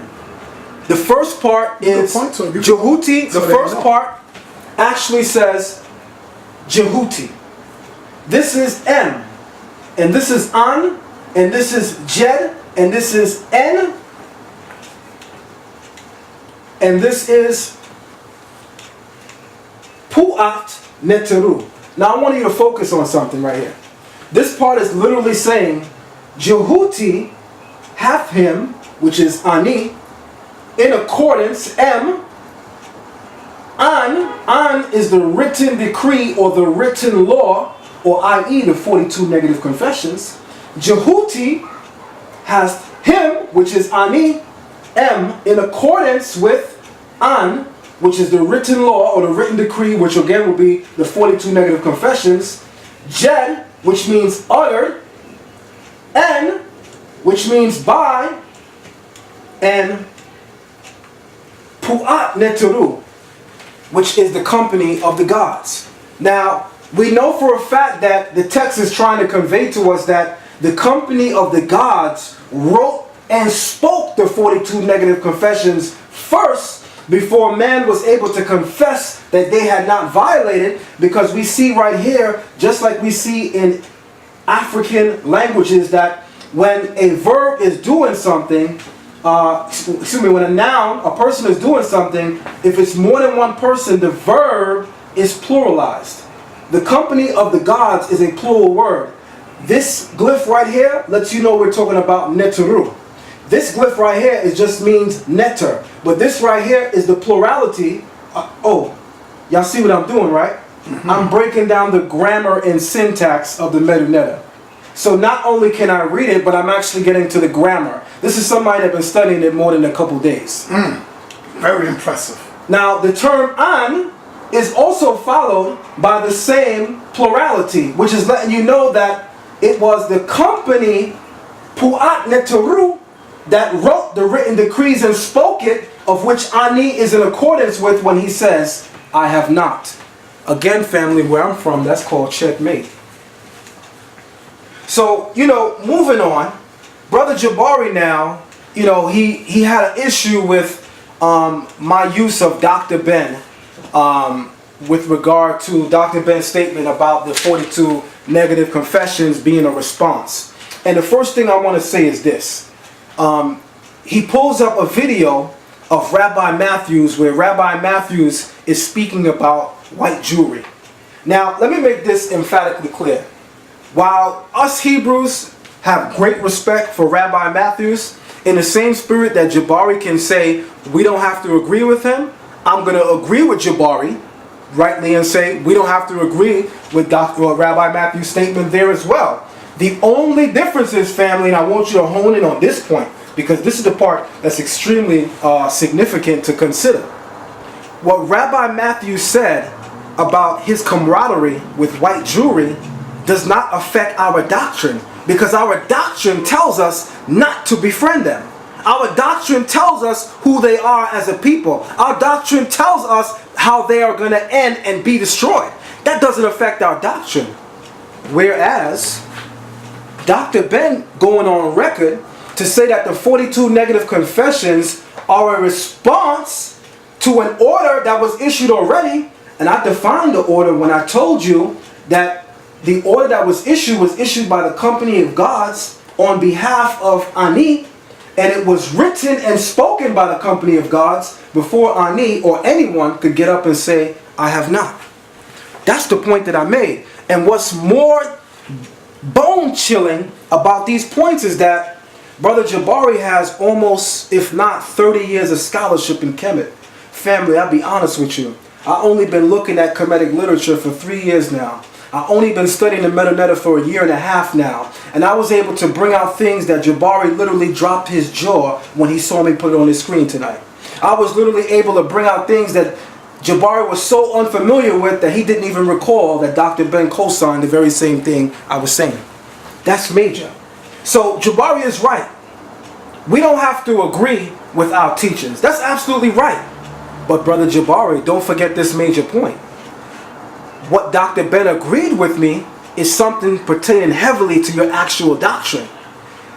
Rabbi Matthew speaking about his relationship with whites, that's all his opinion, that's all his business. It don't affect our doctrine.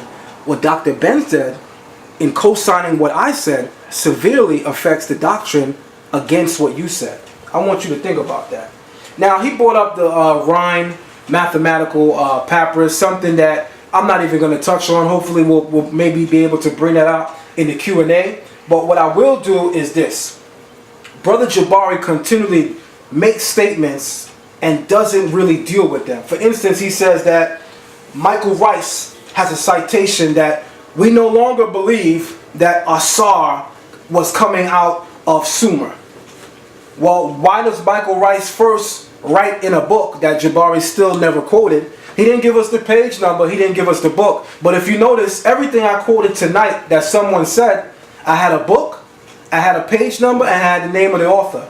Jabari gives you a citation, and he tells you it's a citation, but he doesn't actually give you the citation. He just says Michael Rice cited it or said it. We call that lack of scholarship, and that's bad for somebody that comes from an Ivy League school such as Cornell University. I want to put that on the record. So Brother Jabari is on record talking about Michael Rice said that it is no longer believed that Asar came out of Sumer. But here's a thought implicit within what Michael Rice is saying. Michael Rice is still putting on record, according to Jabari, because I haven't seen the citation yet. Hopefully Jabari will come back and give us a citation so we can look at it and give us an honest look. But Michael Rice is still saying, clearly at one time this was the thought. That's what I got from what Michael Rice said. Michael Rice said, we no longer believe that Asar came from Sumer. So implicit within that thought is what? There was a time that Egyptologists were looking at evidence in Kemet and telling you based on the evidence they were looking at, they believe Asar came out of Sumer. In order for him to say, we no longer believe it. I hope y'all pay attention to the thought implicit within the thought. Moving on now. The brother actually continually brought up Abraham of the Bible and says, I don't know why Zion Lexx always tries to make this correlation between the Hebrews and Sumers. Maybe it's because his Bible says Abraham came out of Sumer. But let's make this clear, family. No respectable historian in our era speaks about Abraham as a historical character. We all know Abraham is mythical. So let me bring y'all up to speed with the logic that he's giving you, that he's trying to spoon feed you right now. And I'm going to close my thoughts with this particular thought right here. Brother Jabari says emphatically that Abraham is not historical according to every scholar assessing the historicity of Abraham right now. He says, in fact, Abraham is mythical. But then when I questioned Brother Jabari in the origins of Ma'at, and I said, why doesn't your tradition have a concept of thou shalt, which should naturally precede you saying I have not? He said, oh, well, we don't need that because we are Asar. I thought Asar was mythical, Jabari. You see the inconsistency? You see the conceptual ignorance that's going on here? I want you to go back to the very first slide that I showed, because apparently everyone here needs this reminder. One of the most powerful tools of deception is your ignorance. Brother Jabari will shout from sunup to sundown that Abraham is mythical and he's not historical. Therefore, we could care less about his story because we know he's mythical. But then Brother Jabari, when questioned by Brother Zion Lexx about the origins of Ma'at, he will tell you, no, we don't need to have a tradition in Kemet that precedes I have not. We don't need to have a thou shalt because we are divine. We are Asar. But then if you go and check his other lectures, he'll tell you Asar is also mythical. So let me close this point right here. We know that all of the Kemetic scholars make this last statement. They say that Moses was trained in the wisdom of Egypt. Your book says it.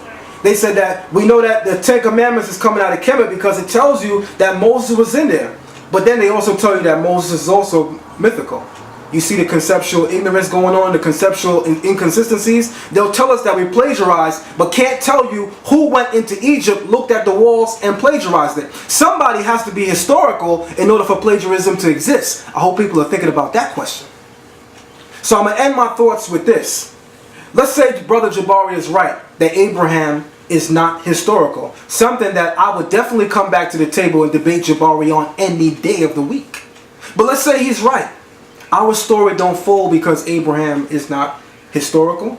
Because there's a part in the Torah that where the Creator says to Moses, move away, I will destroy this entire people and make a whole nation out of you.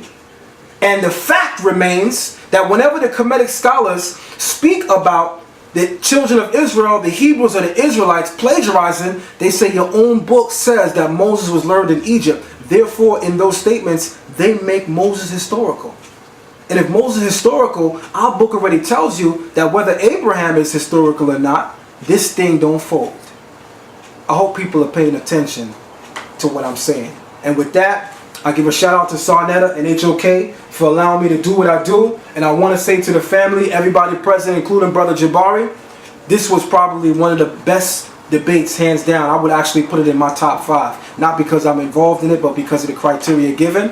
And I want to say thank you to everybody. I want to give a shout out to Captain Tazariot, who I think was a very, very fair moderator. Me and that brother have had our issues in the past, and we've tried to patch it up. We may not be perfect as yet, but we do believe that we're brothers and we're going to get there one day, I believe. Because if I could see Shaka Amos in the street and it don't be no heat, it don't be no issue, I can't never look at my brother, to Captain Tazariot, with any kind of malice when there's those that oppose everything I stand on that I give love to. So shout out to Captain Tazariot. I think he did an amazing job. Shout out to the family for coming out on your Sunday to give us this time. Something that the people didn't think could occur, but we did it, family. That's time. All right, give another hand clap. Give both. Hey, Zion, you got to stay up here for a second. Jabari, if you want to come up here for a second. I want to give both of the combatants in this particular debate a round of applause. Oh, you want to say? Like I said, when we come to these type of debates, it ain't about really Zion and Jabari. It's more about looking at the information they give and seeing if it's valid or invalid. That's what we want to do. So what we're going to do now is have a Q&A. You ready, sir? In a minute. All right. You supposed to be asking the questions and then Brother Reggie. I'm supposed to answer. Yeah, if you have Reggie. questions and then Brother Reggie supposed to have questions ready. Okay. Well, hotep. Peace to the fam. I'm Brother Reggie. It is a pleasure to be here with these two great Africans educating all of our communities about this information. Right? And so as a scholar, and there are a lot of people on different sides, but as a scholar, right, we're interested in how accurate the information is, the context the information is, the relevance of the information, and the primary. Let me see the watch. And the primary, just to make sure that the information is primary. So I'm going to ask question to Brother Zion Lexx first, and maybe a secondary question.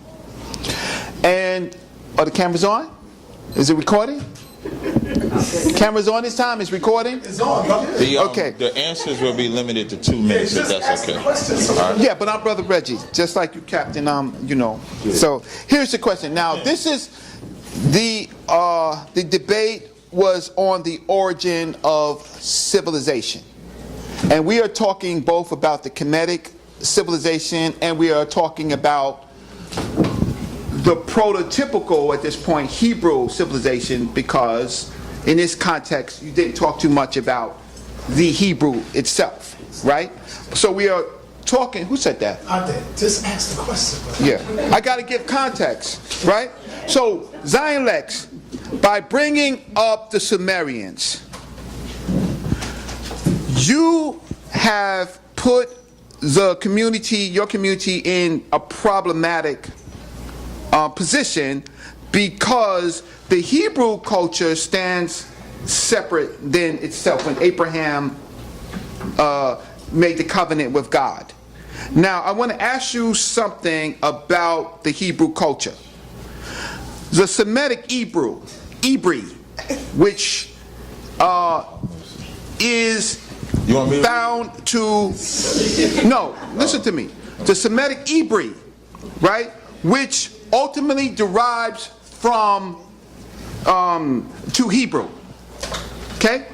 You do know that the relationship between Gilgamesh and the same-sex relationship, same-sexual relationship with Enkidu, right? That word Hebrew comes from that companionship between those two. President, you gotta ask the question. Right? So, can you disprove me that the origin of the word Hebrew or Hebrew has nothing to do with the relationship between Gilgamesh and... So he understands my question. He understands why I'm asking. You don't, but he understands. Okay. So there's your question. It's a very complicated question. I want to give it in context. So because he is trying to talk about civilization. He's talking about civilization and the origin of civilization. The question is the origin of the word Hebrew. Does it coincide with what was used in Gilgamesh? That's correct. You see how simple that was? No. All right, let him answer the question. Now you get After you heard... now you get 2 minutes to respond to each question and try to keep it. Thank you, Brother Reggie. 2 minutes to finish. Thank you, Brother Dr. Reggie, for that question. The first thing I want to say before I answer that question, I want to answer your first one, because it was kind of two questions you asked. You asked about why I'm speaking about the relationship between the Sumerians and the Hebrews, which Jabari said I continually avoid and is very important. I need to explain that. You need to ask him, family. I don't think I read the whole slide that I showed to you just now, so I'm going to read it again. This is the slide that I did during my second debate with Jabari, where I'm explaining to you the connection between the Sumerians and the Hebrews. I wrote, the name Sumerian is first found in the Akkadian epics, where it is more accurately pronounced Shumerians. Sumerians came into lower Mesopotamia during the Uruk period, which is about 4000 to 3100 BCE. They were preceded by a more advanced Semitic group during what is called the Ubaid period. So the actual Semites were in that region of the world that is called Sumer, much older than the actual people of Uruk, which would be the Cushites. And this is all in Samuel Noah Kramer's book, The Sumerians, page 298, by the way. So from that vantage point, from that point of view, the connection between the Hebrews and the Sumerians is actually quite simple. Our own text, as extremely transparent as it always is to tell us always about not just how great we were, but how our downfalls and pitfalls were. The book doesn't tell about King David being great without reminding you that he committed murder. Our book does that. We call that very, very honest scholarship. So I want to say this in closing with regard to that particular side of the statement. The Sumerians and the Hebrew, the connection is that the Akkadians are the ones that coined the term Shumerian. And they said it refers to their earliest ancestors in that region. So that means the term Shumerian is not addressing any of the Cushite tribes. You have to go back and research who the term actually belongs to. Brother Reggie asked a question about the term Iber. I'm reading from an etymological book of Etymological Dictionary of Hebrew. Get the mic. Let him go. Let him go. You okay with that? Yeah, let him do it while you read. Okay. Jabari, you okay with that? Thank you. I'm reading from, I'll hold it. Yeah. I'm reading from an etymological dictionary of biblical Hebrew, which I told you, this is one of the things I do very well. I'm an etymologist in the community. The term Iber, which you call Ibri, but it's actually Iber in Hebrew, it means to cross over to the other side. It means to move to different conditions. It means to pass over. It also has the connotation of transgressing. It also has the connotation of proclaiming. It also has the connotation of wandering. Nowhere does it have the connotation of sexual intimacy. Thank you. So to answer to your question, I would say this. The Torah in the book of Joshua, chapter 24, verse 3, it says, I took your father Abraham from the other side of the river Euphrates. Our Torah also reminds us that our people Our earliest ancestors worshiped the gods of the Sumerians when the Torah says your fathers worship gods on the other side of the river Euphrates. So we know our family, our root is coming from that tradition. But we also know that with our earliest ancestor, Father Abraham, there was a break. All right. Do you have a question for either one of the brothers? Yeah, the only question I got, I guess, Jabari, you could take it first, and then Zion could take it second. The topic of the debate was the origin of civilization.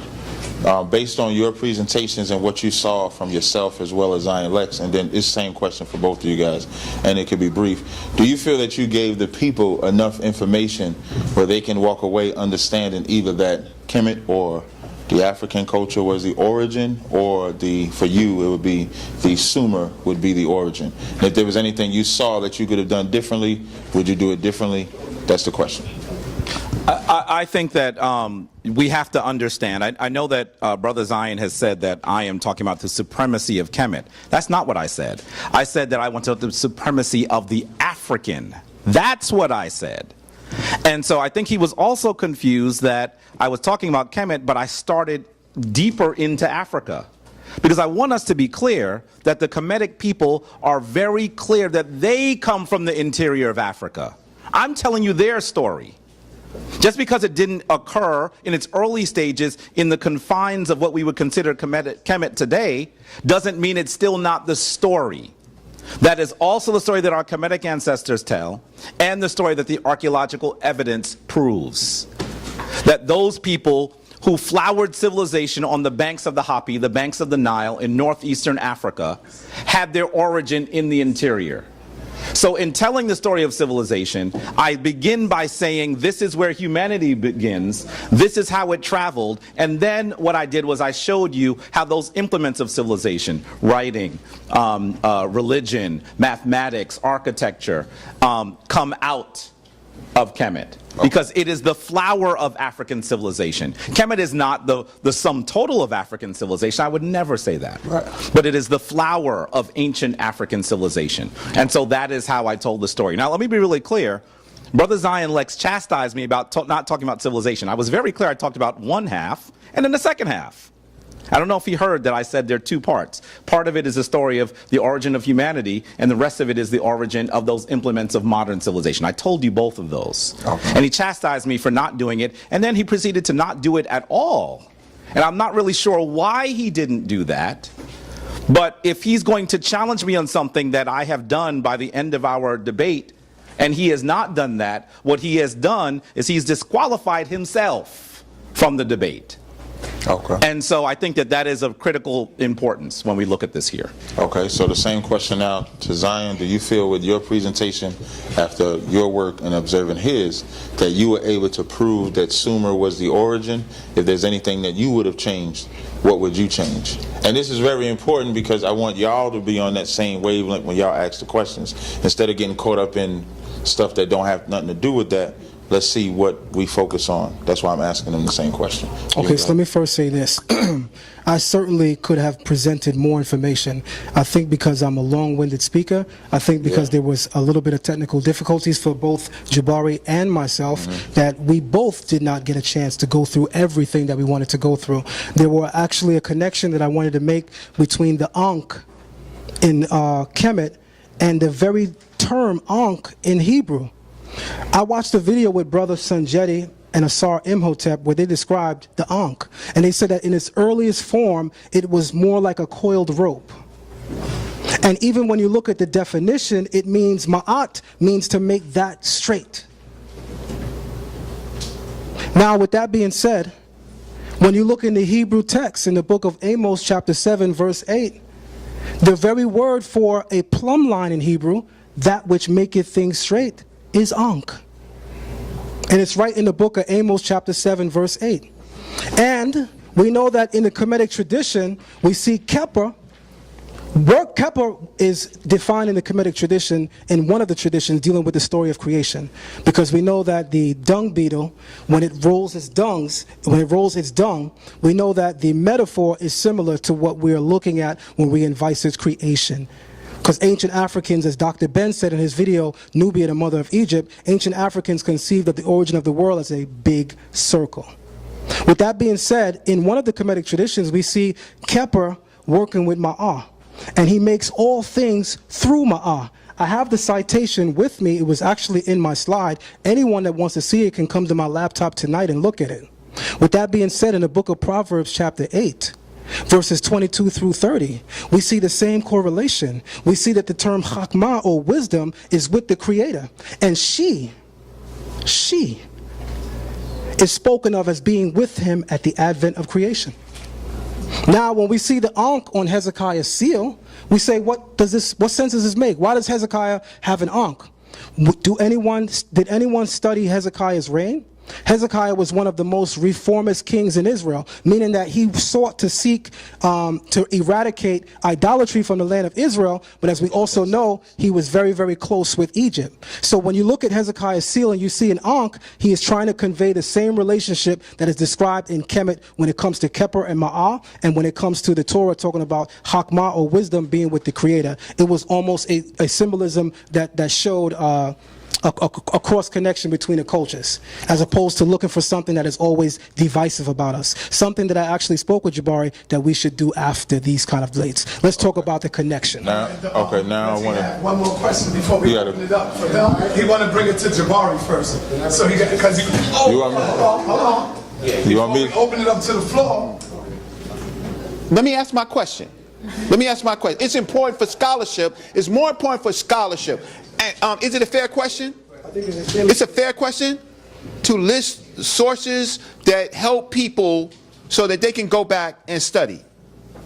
There you Okay. go. All right? List the sources that you have read on the subject that is pertinent so that our audiences can go back and look for the information. If that's not fair, I won't come back. That's extremely. I won't come back. That means you're doing something completely different. I think that one of the challenges that I will give Reggie is that when scholars cite things, they don't memorize lists of books. They cite things in their presentation. So you saw the citations in my presentation. I showed you where they came from. And to be very fair to our brother Zion, he cited many, many things. I don't know if they were necessarily on the topic, but he cited many things as well. We have shown you many different scholars that we've read.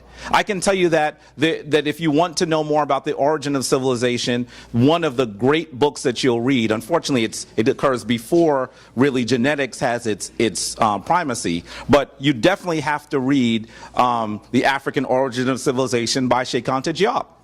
If you haven't read that book, you might not be able to put in proper context the role of the African. That is a critically important book. In fact, my presentation is taken from his title, and I give him credit in the beginning of the full presentation that you only saw portions of today. In addition to that, with regard to Sumer, one of the best books that I like, because he is actually arguing that Sumer actually does have some role in influencing Kemet. He doesn't go as far as Zion says he does, even though in his citations he makes it sound like he does. He actually says, well, they're contemporaries, but Sumer and Kemet are working together at some point. That's the argument he makes. Zion tries to make it sound like Sumer gives birth to Kemet. And that is the book Egypt's Legacy by Michael Rice. I wonder whether he's actually read the entire book.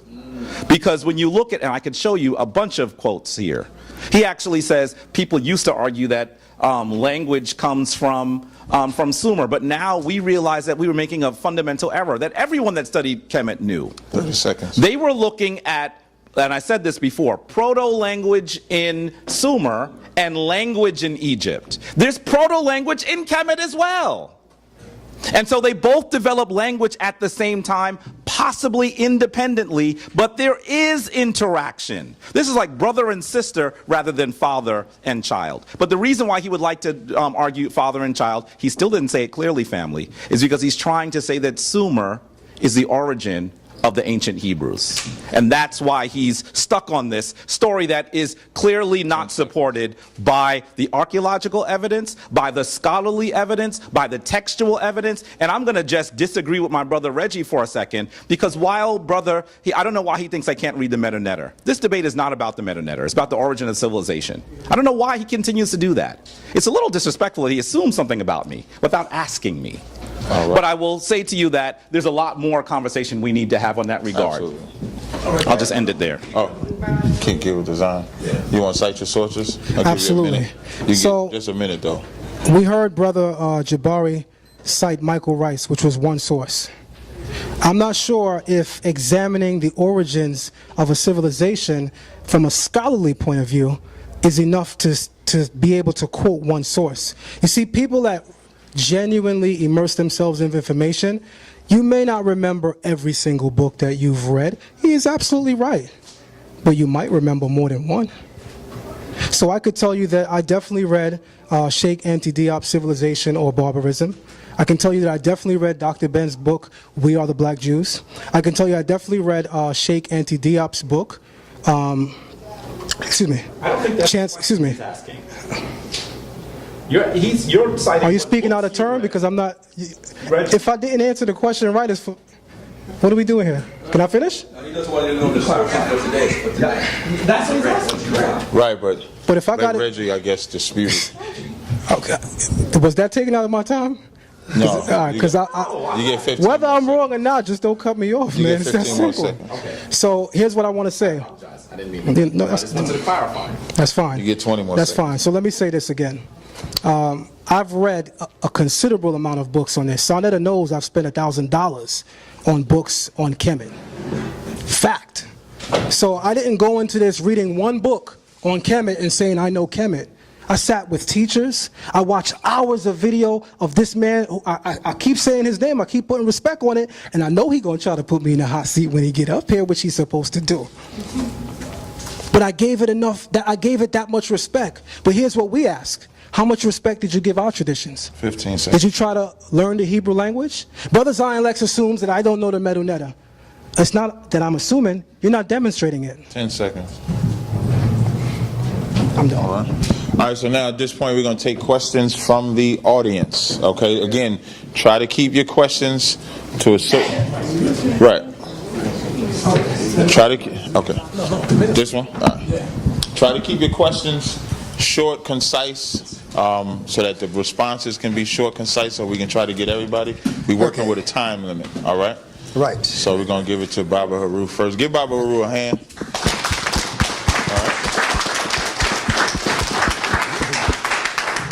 I want to commend you, Zion Lexx, for the credit you give to Africa for the African source, and that you're not afraid of identifying Africa as a source of your tradition. I also need to ask you one question. Nimrod, who is Nimrod's father? Nimrod's father, Cush. Okay, so if and what is Cush called today? Ethiopia. Okay, so then you agree that the father is the African, and of course that Sumer then becomes comes after Cush. No, I think that was a bit loaded because you asked me a series of questions. We'll go back and revisit it. Yeah. You asked me a series of questions. You said, Zion Lexx, do you agree that who's the father of Nimrod? And yes. I said Cush. And you said, okay, and so you agree then that Cush is the father of the African traditions or of Africa. Now, here's the problem with that.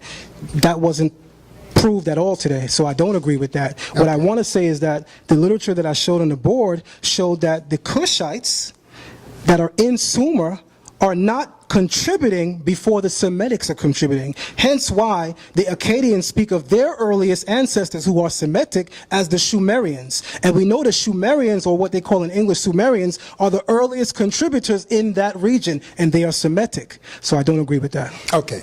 Well, I just need to say that look for the origin of the word Shu and Mer. Okay. Lovers of Shu, and Shu is a Kemetic deity. Oh, by the way, thank you, Bob. Yes. Thank you. Now I need to ask you, Jabari, would you be so kind to accept this and pass it on as an elder guide of the Shrine of Ma'at? Would you mind if that is extended to our beloved brother here as a token of appreciation for your commending the Africa? I didn't know either. It was something that happened quickly, but I just wanted to show you my appreciation for your effort to learn the Metronetta. Thank you dearly. Woo! Thank you.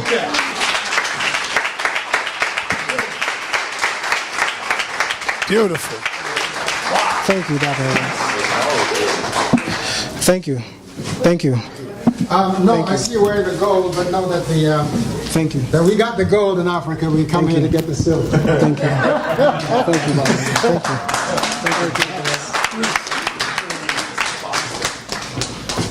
Okay, so who has the next question? We're gonna go back. We're I'm gonna gonna get to you probably the third after Sanjay. Okay. Wait. You gotta come over here though, man. Say here to the mic. Yeah, come on over here. Come this way though. I think turn it around. No, come around. Yeah, that way it's better. All right, you got it, Sanjay. Just let them know who's the question for. Okay, peace everyone. This question is directed to our brother Zion Lexx. A quick point of clarity. Neither myself nor Imhotep ever said that the Ankh is a coiled rope, so I'd like to direct you to the book called Aluja, Volume 1, for the full argument. So, now it does have to do with ropes and tying, however, not a coiled rope, but however, go to that book, please. You get the full argument. Aluja. Yes. His book. Yeah, so the full argument is in that work. Definitely read that. All right. Now, on the slide where Dr. Ben was speaking, where he said the order was issued already, and that's being used as an argument against Jabari and about the Pertim Heru, and that our epithet saying that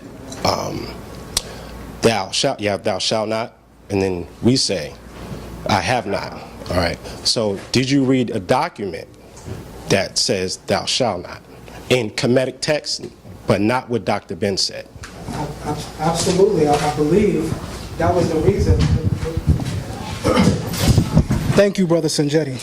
I believe that was the reason why I showed this slide right here. This slide from plate 4 of the Papyrus Ani 30b, which is in the book right there. It reads, Jehuti, Pu'at is the company of the gods. Excuse me, Pu'at is the company, and Neteru would be the gods. So this is saying, Jehuti hath weighed him in accordance with that which was written and uttered by the company of the gods to him. Where is thou shalt not? It's not in there. Why would it say thou shalt not? That's like an English rendition. But you get the concept. Okay. All right, how about this? Technicality. Where is the Kemetic term for not? Where is the negation? Where is the Kemetic term for not? No. Where is the negation in the sentence? Explain what you mean by legation. Okay, pardon me. Oh, negation. Okay, so I didn't hear you. Okay. Now, yes, you successfully read that. However, where is the negation? Not, do not, etc. Okay, so first thing I want to say is this. What he is challenging me to do is to go back in the book and show you chapter 125, where we see 42 negations, because that is where we see the negations, I have not, I have not, I have not. So here's the first thing I want to say in rebuttal to you towards that. I thank you for being a little bit more honest in saying that I did read this correctly, but I want you to also hone in more on this, because I'm not sure even you are understanding why I brought it up. Not to demean you in any way, because I think highly of you. I think I demonstrated that tonight on so many levels. But the reason why I came here is because here we have a record in the Papyrus of Ani, which is telling you that the Neteru spoke these laws, which are written, and they gave it to who? Ani. So when Ani says, I have not, it is because of that which was written and spoken by the Neteru. So it doesn't have to say thou shalt. Really? Can I make a point of order? No. That's 2 minutes. But thank you for the question, brother. Thank you, man. Ask a question of point of order. It says it's not going to be about what he said. No, it's this way. It's No. You don't understand what I'm asking. You the I'm asking the cameraman, point of man. order. Cameraman. The point of order I'm asking is, the way that this goes is there's a one-way discussion, but in some ways we should also be able to talk to each other about what each of us has said. Well, usually in the Q&A, if they direct the question to you, you should respond to it. Now, of course, as a combatant, you're going to hear a question asked to I don't know me. if I'd use the word combatant. I like the word. Well, we're going to give them an opportunity to question each other too. Right, like, it's like, if it's a question to you, then let you answer it. You know what I mean? Because they're asking the question to Okay. All right. Now, but here's what I do want to do. The first 2 questions was to Zion Lexx. So in fairness, so he not standing up here, the question, if your question is not to Jabari, I want to ask somebody else. Yeah, all right, so your that's question fair. is to Jabari. That's fair. Okay. I'll wait. Okay, no sweat. So who has a question that's specifically for Jabari? Okay, get a mic to you. Sis, you had a question? I know. Okay. First thing I want to say is it's an honor to be in the room with these three men at the same time. Nice and loud. Oh, I apologize. First thing I want to say is it's an honor to be in the room with all three of these men at the same time because I've never seen it happen on YouTube. Jabari, the question is directed towards you, and mind you, I don't practice any of the faith, so I don't want it to seem like I'm on one side. But you say that Moses and the Abrahamic tradition is mythological, and you also said at the genesis of this conversation that Asar wasn't a literal being. So do you want us to give up one myth for another myth because it's older? That's an excellent question. Let me answer that. I got it. No. That's it. You're clapping for a question? What's that? Okay, that's an excellent question. I don't want you to give up one myth for another because it's older. I want you to give up one myth because it's the original. So that when you look at a copy after a copy after a copy, what happens is you actually lose the acuity. And so when you go to the original, to the people who are actually having interaction with the Neteru, you have the highest vibrational energy in the mythos that you're describing. Now, I am not saying that many or all of the Hebrew people in its origin were not people of African descent. That's not what I'm saying. But I am saying that the stories that they tell primarily are retellings of ancient African stories. And so if you want the most powerful iteration of the story, you should return to the source. That is my argument. And I'll tell you, as a Kemetic priest, and I say this sometimes and people think I'm not telling the truth, I read the Bible because there's great wisdom there. But because I read the Bible and other sources, I have read more sources on the Hebrews and of Christianity. I wasn't going to stand up here and tell you all the sources. The question was, give them a source and tell them how they can learn more. I'm not going to list a list of books. That's not what I think the best place for this conversation is. But what I do want you to understand is that when you read all those sources, you can hear genuine, powerful utterance of wisdom. And I hear that in the Bible. I'm not saying that you should discard the Bible, but I am saying that now you have to recognize that if this book is wonderful, if this book is genuine, now it's time to put it in the context of the earlier African traditions. That is the argument I'm making. Unfortunately, the Bible and other of the Western traditions, and I'm calling the Western traditions, have been greatly tampered by the Tomhu. So if you're going to stick with it, you also have to re-Africanize it. You have to take it back to its source. Because many of the things that you're reading do not come from our tradition. All right. Let me get that. Your brother, you ask your question? Yeah. Give me the mic. All right, you ready? Yeah, no, you can ask your question and then you can ask your question next. All right. First of all, peace, everybody. Peace. I do got respect for Son Jetty right here. Brother Lexx, I hope you feel better. Taz, what's up, powerful brother? My question is. Y'all be saying Taz, I hate that. I know you hate that. I'm sorry. Okay, no sweat. Can you give a definitive answer as far as the origins of civilization, where the first system of government came out of? You know, as it pertains, because we're talking about the origins of civilization, and like he said, it pertains writing, it pertains, so where did the first system of government come out of, and where can I find the definitive proof and answers for that? All right. 2 minutes. That's a good. You're not going to like this answer. I cannot give you a definitive proof of the first government. And there's several reasons. First of all, system. Now, let me say this to you. What you're going to hear me say is that Kemet is one of the earliest. Obviously, they tell you that they're returning to where their ancestors are. There were systems of government that we have either not found writing for in deeper Africa that influence the Kemetic tradition, or there are systems of governance that have no writing. Because the African has been doing things that we can actually, elements of civilization that we can actually prove by the archaeological record for 40,000 years. So I am not so enamored with Kemet to tell you that Kemet is the first system of government. That would be incredible, crazy. My Kemetic ancestors wouldn't say that. So the origin, yes, it does come out of Africa, because we know the oldest systems that we can see are in Africa. And by the way, all of the scholars say they come forward and they are in very, very articulated fashion. It's like, how does something begin and be so amazing? They continually say it about ancient Kemet. How can the civilization almost begin and they build the pyramids just a few hundred years after their civilization? The reason why they're not able to understand what they're seeing is because they're not willing to go deeper into the continent of Africa. And that's the reason why I showed you, for example, something like the cool still incense burner. Because what you're going to begin to see is, Michael Rice doesn't talk about the cool still incense burner well. He doesn't. So many of the Western scholars, they look at Kemet and they look at the Middle East and Europe. They don't go into the Sudan.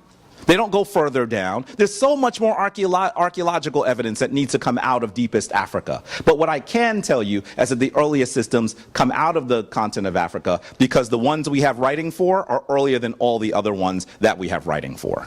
All right. Does that make sense? All right, so the next question will come from, I believe, Garfield.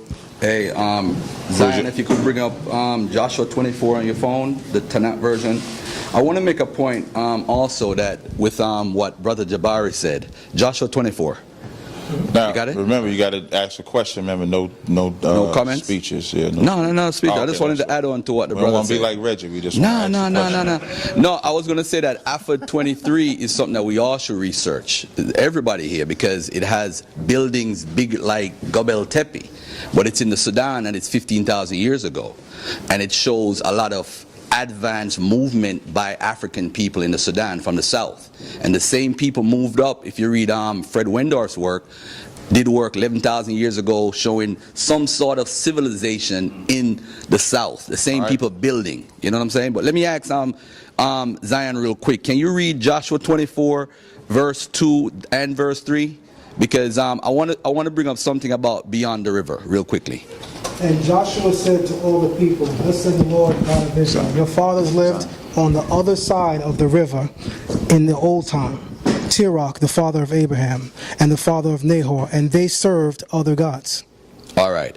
Now, beyond the river, when you look into the Hebrew, because Garfield is trying to study Hebrew, by the way, you see that beyond the river actually is, I think, Abanara in Aramaic, and Ibanari. What Ibanari is actually, it's actually a province. Ibanari, if you research it. It's also in Nehemiah and Ezra, and it's mentioned. And what happened is, it was a province for Persia. And the Assyrians also call it a province. I'm asking you now, is this verse saying that Abraham came from beyond the river? Because beyond the river is actually a word itself. Okay, so I'm going to read it again. And Joshua said to all the people, thus said the Lord, the God of Israel, your fathers lived on the other side of the river in old times, which the other side of the river would be Be'ever ha-Nahor. Right, I know. Which Be'ever would be by the other side or on the other side, and Nahor is a river. Right. Every time the Torah speaks about Ha-Nahor, which is the term used here, Ha-Nahor, the river, it's talking about the river Euphrates where we come from. You can go into any biblical concordance and look up the term Nahor in Hebrew. You'll always see when the term Nahor, which is river, is used alone, it always references any other, it can reference any other river. But when it says the river, it's speaking about the great river, which is the river Euphrates. It's actually the same term used in Genesis chapter 2 verse 10 to describe the Garden of Eden. Our tradition tells us that the Garden of Eden is not just the land of Israel. Our tradition tells us that the Garden of Eden goes as far as Sumer and comes as far as Kemet. Our tradition tells us that the regions of Sumer and Kemet are the cradles of civilization. Brother Jabari didn't have to prove that Sumer was a contemporary. He just kept telling you. Sumer is a contemporary of Kemet. I've even said that Sumer is a contemporary of Kemet. I believe that Sumer has an earlier record of what we call the signs of civilization, but that doesn't negate anything that's great about Kemet. And our book says that the cradles of civilization are stretched from Kemet to Sumer. So we include Kemet in that equation. Wait, before you ask your second question, Does anybody else have a question? Because then I would be unfair. All right. I was gonna ask a question to follow up to that, but all right. Hold on. Y'all got to ask a question. It's no time for teaching. Just ask the question. I just got a question for Stand up, brother. I just got a question for Zion Lexx. If we in America, right? We're in America now, and we don't know who we are. We've been here in captivity for a long time. We don't know our names. If the Hebrews was in Egypt for all those years, what language was they speaking when they was in Egypt for those generations? When they left Egypt, what language was they speaking? Because if we use common sense here in America now, we don't know who the hell we are now. So how are y'all able to come out and teach this Hebrew teaching when they was in captivity for all those years? What language was they speaking when they left there? I don't know my answer to that question. I want to be very honest. I'm not sure what you're asking. I almost want to ask you to ask it again for clarity. But I'll say this. You seem upset. You okay, brother? No, I'm not upset. I'm just saying, I'm not upset at all. I'm not trying to be funny. I really didn't understand where you were going. What I'm saying is, here in America, okay, right, we got these European names we speak in English. Yes. We don't know anything about our African self. Okay. So we got all these different, we go into all these different ideologies. When they went into Egypt, they was in there for generations. Yes, sir. What language was they speaking when they was there? Okay. When they left, what language was they speaking when they left? Did they have any knowledge of what they were before they went in? I'll make it very easy for you. In America, we clearly are not speaking our ancient language. Those of us who go back to our ancient traditions, who are some of the people in the room today, they are able to connect with some of those ancient languages that belong to our traditions as African people, right? The way that we know that we were continually speaking Hebrew is that our tradition tells us that we continually practice Hebrew rites. We continually practice things like Berit Milah, which is the circumcision. We continually named our children while in Kemet Hebrew names. From Adam to Moses is 26 generations. From Adam to Moses, from Adam to King Solomon is another 44. And when you go through the names, they're all Hebrew. Adam, Shet, Enosh, Kinan, Mahalalel, Yared, Hanok, Methuselah, Lamech, Noach, Shem, Apakshad, Shilach, Eber, Peleg, Reu, Serug, Nakor, Tirach, Avraham, Yitzchak, Yaakov, Lewi, Kohat, Amram, Moshe, Yehuda, Peretz, Ketzron, Ram, Avinadav, Nachshon, Salma, Boaz, Oved, Yishai, Dawid, Shalomo. All those names Hebrew. All right, come on, brother. For Zion or Jabari? For Zion. Okay, we need some questions for Jabari. If no one asks me a question, can I jump in? He can elaborate. He can elaborate too. He can elaborate on this question too. They can both, he can elaborate. Jabari, you'll respond. No, but my first was for Zion because you put up the cylinder seal, what you showed, that you said that was on the Metropolitan. You told people to Google it, and that it was in the Metropolitan Museum. But you had, what date did you have up there for? You had 3,500 to 31. But when I looked at it, it says 2,500 to 23. Pull it up. Let's see. To 2350s right here. What does Garfield say? Shots fired. Shots fired. Daggers. My brother. Okay, so let me first. It's four of them on there. So if you go up and down. You want to make sure you pick which one it is first? I don't want to. This the one you show, right? That's not the one. Don't forget the mic before I you wanted talk. to show it the camera. Okay, well, if this not the one you show, that's the one you show right there, right? You showed that one too, and this one right here. That's it? Okay, right there. It says 2,500 to 2. Okay, I showed this would be It says 2,500. This would be the administrative text. Right, but that's not the seal that you showed. That's the administrative. That's not the seal. If you look at the bound to the seal that you showed, it says 2,500. Get to the one you're actually talking about. This one right here. We know what you're saying. This one right here. You showed this one right here, right? Did you show that one? If I'm wrong, correct me. I absolutely did not show this seal. Okay, so this seal all right, now wasn't that all right, so anything I showed. but you said that it came from the Metropolitan. You said Google the Metropolitan. I said the seal. You said put up the seal. I have the Googled it. presentation on my phone. right. I'm going to show the people the seal you're showing and the presentation seal. I'm saying, all right, so if that's not the seal, where can I see that seal and get that date?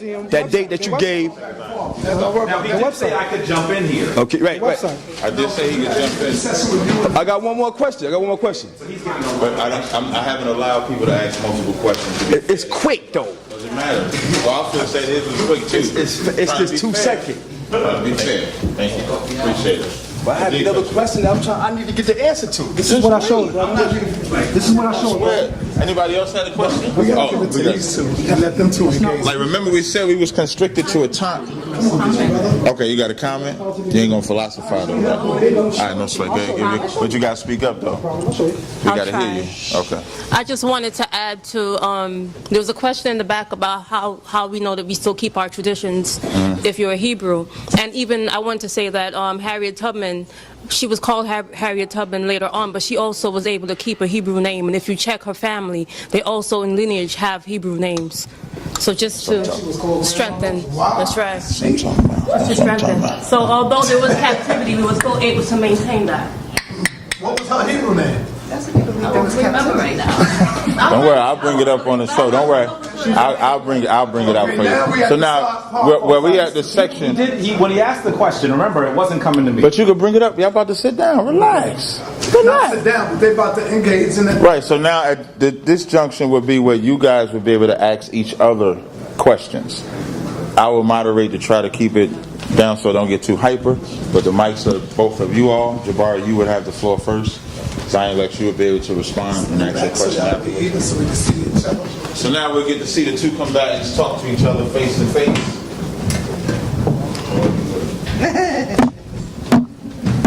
The question I want to ask, I know the reason why people keep asking questions about the dates that the items that you're showing, Brother Zion, is because you often show images that are supposed to support your argument, but then when you look at the dates of the images, they are thousands of years later than you've argued. And so I want to really challenge you on that. Can I ask, let's give you a good example. Let's go back to the Haramakhet statue. Can I ask why you chose to use, you're talking about how the Haramakhet, or you call it the Sphinx, that's the Greek term, comes from, I'm not beating you up on you on that, but you're arguing, okay, well, I think everyone else will disagree. But anyway, when you look at this, he argues that the Sphinx actually comes from Sumer, and then he shows us the Sumerian Sphinx of Mesopotamia. Let me ask you this. Are you aware that this image actually is Assyrian and not Sumerian? Okay, so I believe Brother Jabari either is listening to answer or he's not listening. Yo, come on, man. And we can keep the noise down. If y'all want to talk, there's always the outside to talk. Okay, I'm going to repeat my statement. I believe that Brother Jabari, and by the way, this is my pamphlet that I got crucified for, the small pamphlet. But clearly, there was so much information that it became a source of major controversy, and I'm proud of that at least. Brother Jabari is either listening to answer or he's not listening. You know, when a person is listening to answer, they're not actually hearing what you're saying because they're already formulating a rebuttal. Or he's not listening. I actually rebutted this during our second sit down, the second time I went up.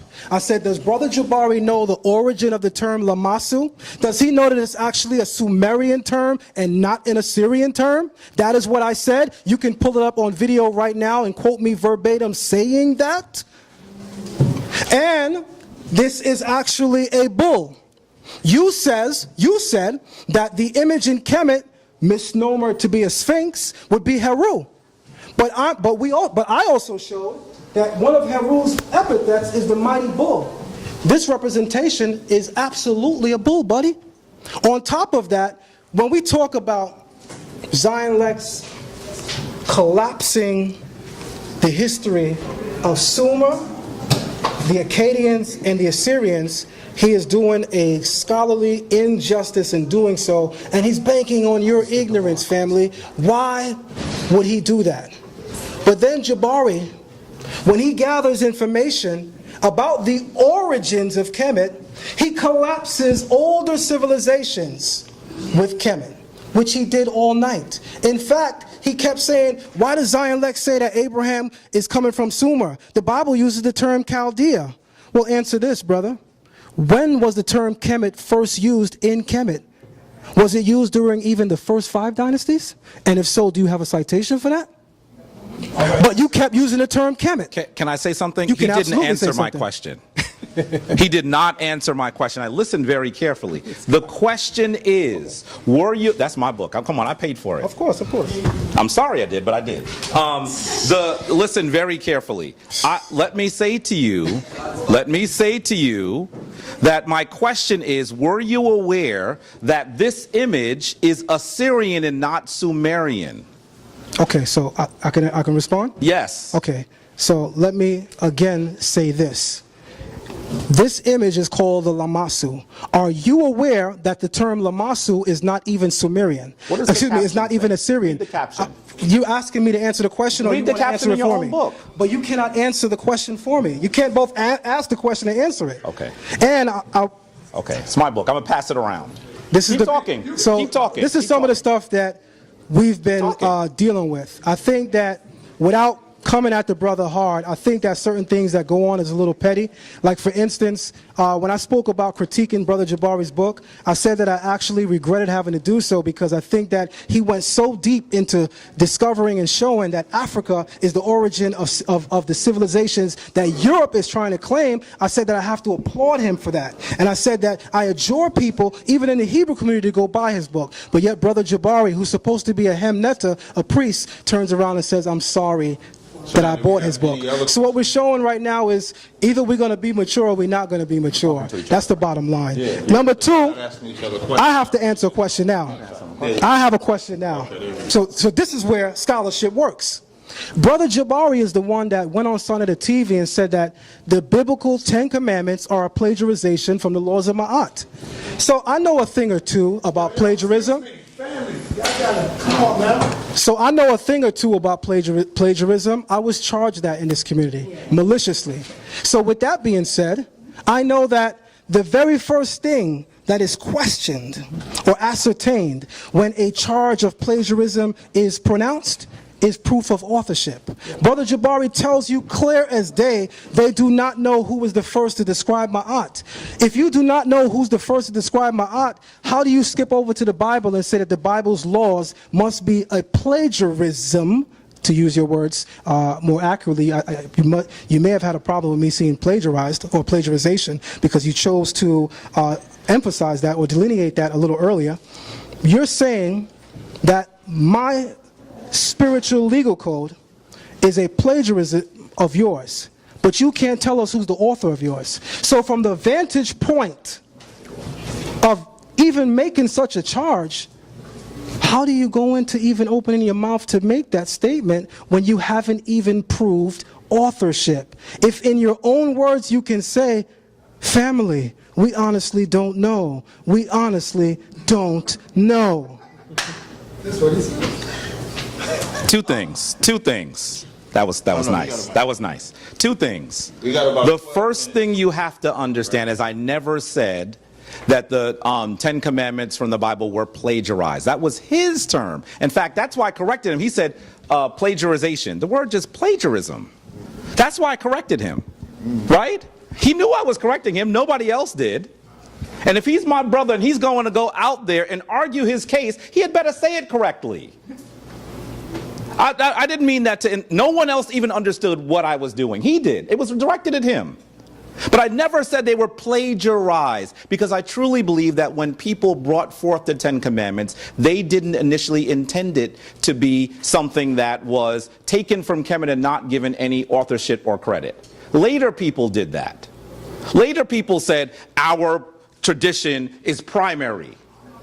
The people that first wrote that didn't do that. And so I never would use the word plagiarized. I do want to be clear that I am saying that 8 of the 10, I'm not the one that says this. I could give you 10 authors, including Brother Anthony Browder. I have his book here if you want to look at it. But they actually say that 8 of the 10 commandments come from the 42 laws of Ma'at. Now, he also would like to say that I don't say who authored it. I'd like to, does he actually believe that Moses wrote the 5 books of the Bible? Which biblical scholar would still argue that right now? We don't know who wrote any of these books. But what I can tell you is that one is much older than the other. That's all I need to tell you. I don't need to tell you that there was a dude named Amos Imhotep that was sitting on a stool somewhere and he wrote it down and he signed it. I can tell you that one is thousands of years older than the other. This is why I asked you about your grandmothers. Just because you don't remember the exact date and time she was born doesn't mean that now you should assume that you are older than her. It is very clear that she is your elder. And so if I can show you that these laws come much earlier than the laws you're describing, it should be very clear. By the way, it's your belief that your people spent all of this time in Kemet. Why would you not think they did take something away? In your tradition, which I argue is mythological, the laws are given on the trip out by a man who was learned in the laws of Kemet. That's your tradition. Why would you think they didn't come from there? So now I will argue to you, and I wanted to say this earlier, the Hebrew people were never enslaved in Kemet. Read the 4th chapter of my book. They were never enslaved in Kemet. That is a mythological story. And you know what? If you want to render it to myth, I can rock with you all day long. But when you then say something and speak ill of our African ancestors, now you have to come up against the Mack truck that is Jabari Osaze. And I will not let you do that. I will not let you do that. And I'm sorry I got excited. But you listen, I was fighting Tom Who making the same argument 20 years ago. I didn't expect to turn around and see one of my brothers make the same argument. So that's why I'm heated. We clearly know that one is older than the other. He knows this. The only way he tries to pretend that it isn't is because he wants to insert Sumer. Come on. No. I gotta go. No, you asked him a question. He was just answering it. Now you're gonna go. You ask him a question and then you go. Right? Now I'm gonna clarify and ask a question. Yeah, because I didn't ask you a question. When he asked, or did you ask me a question? Wait, who asked the last? Yeah, you asked me the last question. Okay, so I did. What I wasn't saying is that. You're long-winded with the question. Right, come on. I just been speaking 2 seconds. I'm not gonna be long-winded. I promise. So long-winded. Just listen. That was answering the question. But listen. I'm asking a question now, though. Listen. Now, what I was challenging you on when you're reading the Metanetter is not that you didn't say this is what it means, but anyone who's been told what it means can tell you what it means. That doesn't mean you're reading. To read, you have to point to the glyphs that equate to the words that you're speaking. That is what you did not do. And actually, Reggie admitted that. And I said, well, why would you say he did it correctly? Well, because I want to respect that he's studying the Metanetter. So what's the question? Here's the question. I want you to talk to me about why you have argued that Ma'at is male. I want you to show me Ma'at. Now, we know Ma'at is a beautiful African woman with a feather on the head. She is the invocation of the laws of the universe. But I want you to show me how you say that Ma'at is male. Okay, Ma'at meaning M-A-A? Yes, instead of adding the T, which is the feminine determinative. Gotcha. You heard the question? Hold on one second. Okay. Sound. It's not determinative, it's the sound. It's the T. They say it's the bread loaf. I've even been taught by my teacher that it's probably a breast, and I agree with that it was likely a breast at one point. That's my teacher right there, but I'm talking to him in the third person right there. That's one of my teachers that said that, and it makes so much sense. It makes so much sense. I want to find, I actually have that response on video. You want to play the video? Yeah. Oh, yeah. You want to play the video? You ask me a question, I get to respond to it the way I want to. No, but is that possible? What are you afraid of? Just like the first time. What are you worried about? No, I don't have a problem with you playing it. How long is the video? Could we even see it? It's on a phone. You can just sell it, Zion. Zion, remember this is supposed to be the session of the head. Hold on. Divinity, the nature of the Torah, the deity, You didn't tell us who it is, or? And his relationship with the Torah or the deity Ma'at. So there's a couple of things that you've noticed right away. Who Who is it? Showing image of the First of all, I don't cut you off when you're doing it. No, but you're answering the All right, but please don't do that. I think that's disrespectful. You keep doing it. So let me first say this. Since he asked the right question, I just think the way he's going about it is a little rude. He's playing a video. This is supposed to be you answering your information. Can I finish? But he didn't cut you off, though. You're supposed to cut him off. For the video? Yes. Jabari, It's supposed to be us talking. He's playing a video. this supposed to be the part where y'all... Yeah, you're supposed to cut. I'm not supposed to cut him off. I'm answering. It's someone else's video. But if it's the proof, like you can't dictate how he answers the question. If it's short, Thank you. So I'll explain who this person is. Go ahead. When you go to Assata Shakur's website, she is having a dialogue with Dr. Hold on. Let me get his name right. I'm getting beat up because you're not answering those questions. Dr. Ofotaro Nkwesi Potar Akman. He is having a dialogue with Assata Shakur on the origin of the term Africa and on the origin of the term Ma'at, of which he points out Ma'ah in the 11th hour of the Shat en Duat, which most Kemetic teachers don't speak about. There is a Kemetic deity who is the counterpart of Ma'at called Ma'ah, and he is personified in the Shat en Duat in the 11th hour.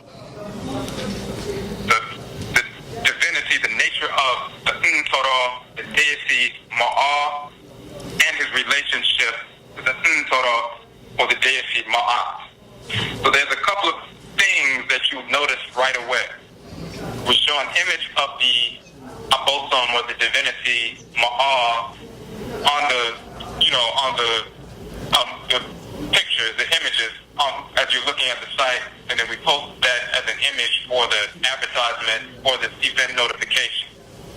And we're going to have this information published as well. There's a couple of things that's going on. First, individuals who have been involved in culture, who've been studying something about ancient Kemet, ancient Kanit, and so forth. Many people have never heard of Ma'ah as a male divinity. They've never heard of him, they've never seen him, and they've never, of course, invoked the divinity. When we talk about ancestral religion, and we're talking about these abosom, these divinities, as they are called in the Akan tradition. For the sake of time, and Jabari correctly stating that the video would be too long to play, I'm going to upload the video on my YouTube channel tonight, Zion. Thank you. Lion, Lion, for people to hear, where he goes into detail about the male personification of Ma'at, which is Ma'ah, and he is having this dialogue with Assata Shakur. And he tells you in this dialogue that there's a lot of people running around that are calling themselves all of these titles, yet they never enumerate nor speak of where he is mentioned in the Shat en Duat in the 11th hour, something that should be significant to come out from at least the Kemetic teachers. A Hebrew student shouldn't have to bring that out. What's the Shat em Duat? Shat em Duat? The Shat em Duat? Okay. That is not the Medunetter. That is not the Medunetter. That's not the Medunetter. And then brother gonna close out for us right here. Okay, it's a statement, not a question. It's a statement. I don't mind it. Okay. It's not no question towards nobody. Okay, no question. Do you need a Hebrew to make a statement for you? Yeah, you can make a statement too if you want. Yeah. Or any one of the brothers. Brother, Eli? Let's go, brother. Okay, all right. Metal nature cannot be studied for the purpose of debate. Okay?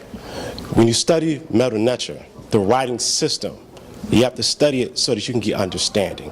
When you study it in order to debate a Kemetic priest or a Kemetic scholar, there's a lot of mistakes that will be made. Sincerity has to be used when studying that language. And studying metal nature is not a negation of Hebrew or any other language. It is a study for enlightenment. Okay, and I'm sure you've found some of that in your study so far. But if it's for the purpose of debate, you're going to miss the whole point. And I'm speaking from experience. So that's number one. Number two, it's okay to recognize older civilizations than that which the Hebrew paradigm comes out of. It's okay to recognize Kemet. It doesn't make you any less of a Hebrew. Okay, you can still follow the laws of Abraham. You can still follow the laws of Moses, and still recognize African civilization that predates that. Sumer is an African civilization Okay, it is not Semitic. This research has already been done, but you can still recognize Sumer. It's okay, because it's an African civilization that is akin to Bantu culture. Research has been done, we can have discussion later. Okay, so that's what I want to say. All right. I want to say that I'm hold on, man. All three of y'all about to be pro. No, I'm not getting on them. I just want to say I'm proud of my brother Zion Lexx for studying the Metu Neter, because the same time next year, I'm going to bring you in here to go up against Captain Tazariot. Kemetic versus the Hebrew. You're going to become Kemetic, brother. Keep studying the ancient Kemetic science, and the light is going to open up. Your eyes is going to open up. You're going to see that the Kemetic science was here way before the Hebrew.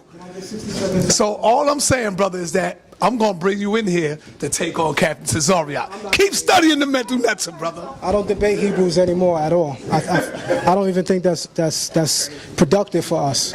I want to say this in response to the brother. He's absolutely right when he says that when you study something in order to debunk it, there's several things that you can miss. But on the flip side of on the coin is the very thing that is practiced in the Kemetic community.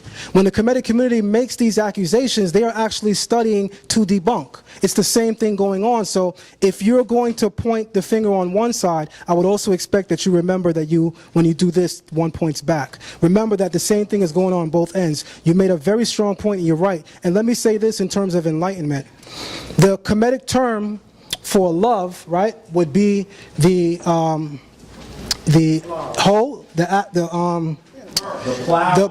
me.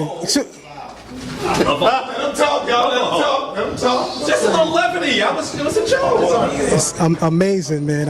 Amazing that you can even say that when you don't even read it. But so the plow, right? Oh, I'm sorry. The Kemetic term for love would be myrrh, right, which is the plow.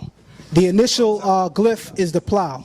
What is so special about that? From the Kemetic viewpoint, from the Kemetic vantage point, love is something you have to do what? You have to cultivate.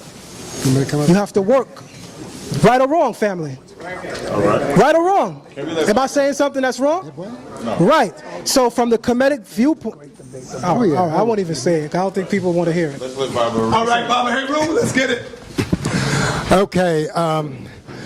Hold on just a minute, my brothers and sisters. I'd like to say this, that when you reclaim a Kemetic consciousness, you realize where we are.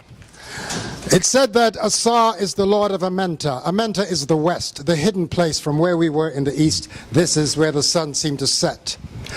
But this is also the place from where the sun is rising. And all of us are rising in this knowledge. The Moors, the Hebrew Israelites, the Kemites here in Amenta, we are coming into knowledge of who we were and beginning again. So we must have respect for each other. And we must also remember also this, that Heru and Set, the ancient Hebrews, they accepted Set as their deity. But at Edfu, it shows that Heru and Set stopped their quarrel long enough to confront the materialization of evil, Apap. Now say Apap over and over. Apap, apap, apap, apap, apap. It ends up being Papa. Your enemy is Rome, not Babylon. Now, I would like to say that this has been a very respectful discussion and debate. I want to commend Brother Lexx and Brother Jabari on a well-conducted debate. And for you, the audience, who had very good manners. Let me just end by saying, Amasu en pa entera, sauk su ement ra pa entera, awu tu awura, maketi pa herura. Give yourself to the divine. Keep yourself daily for the divine, and do it tomorrow as you do it today. Hotepu.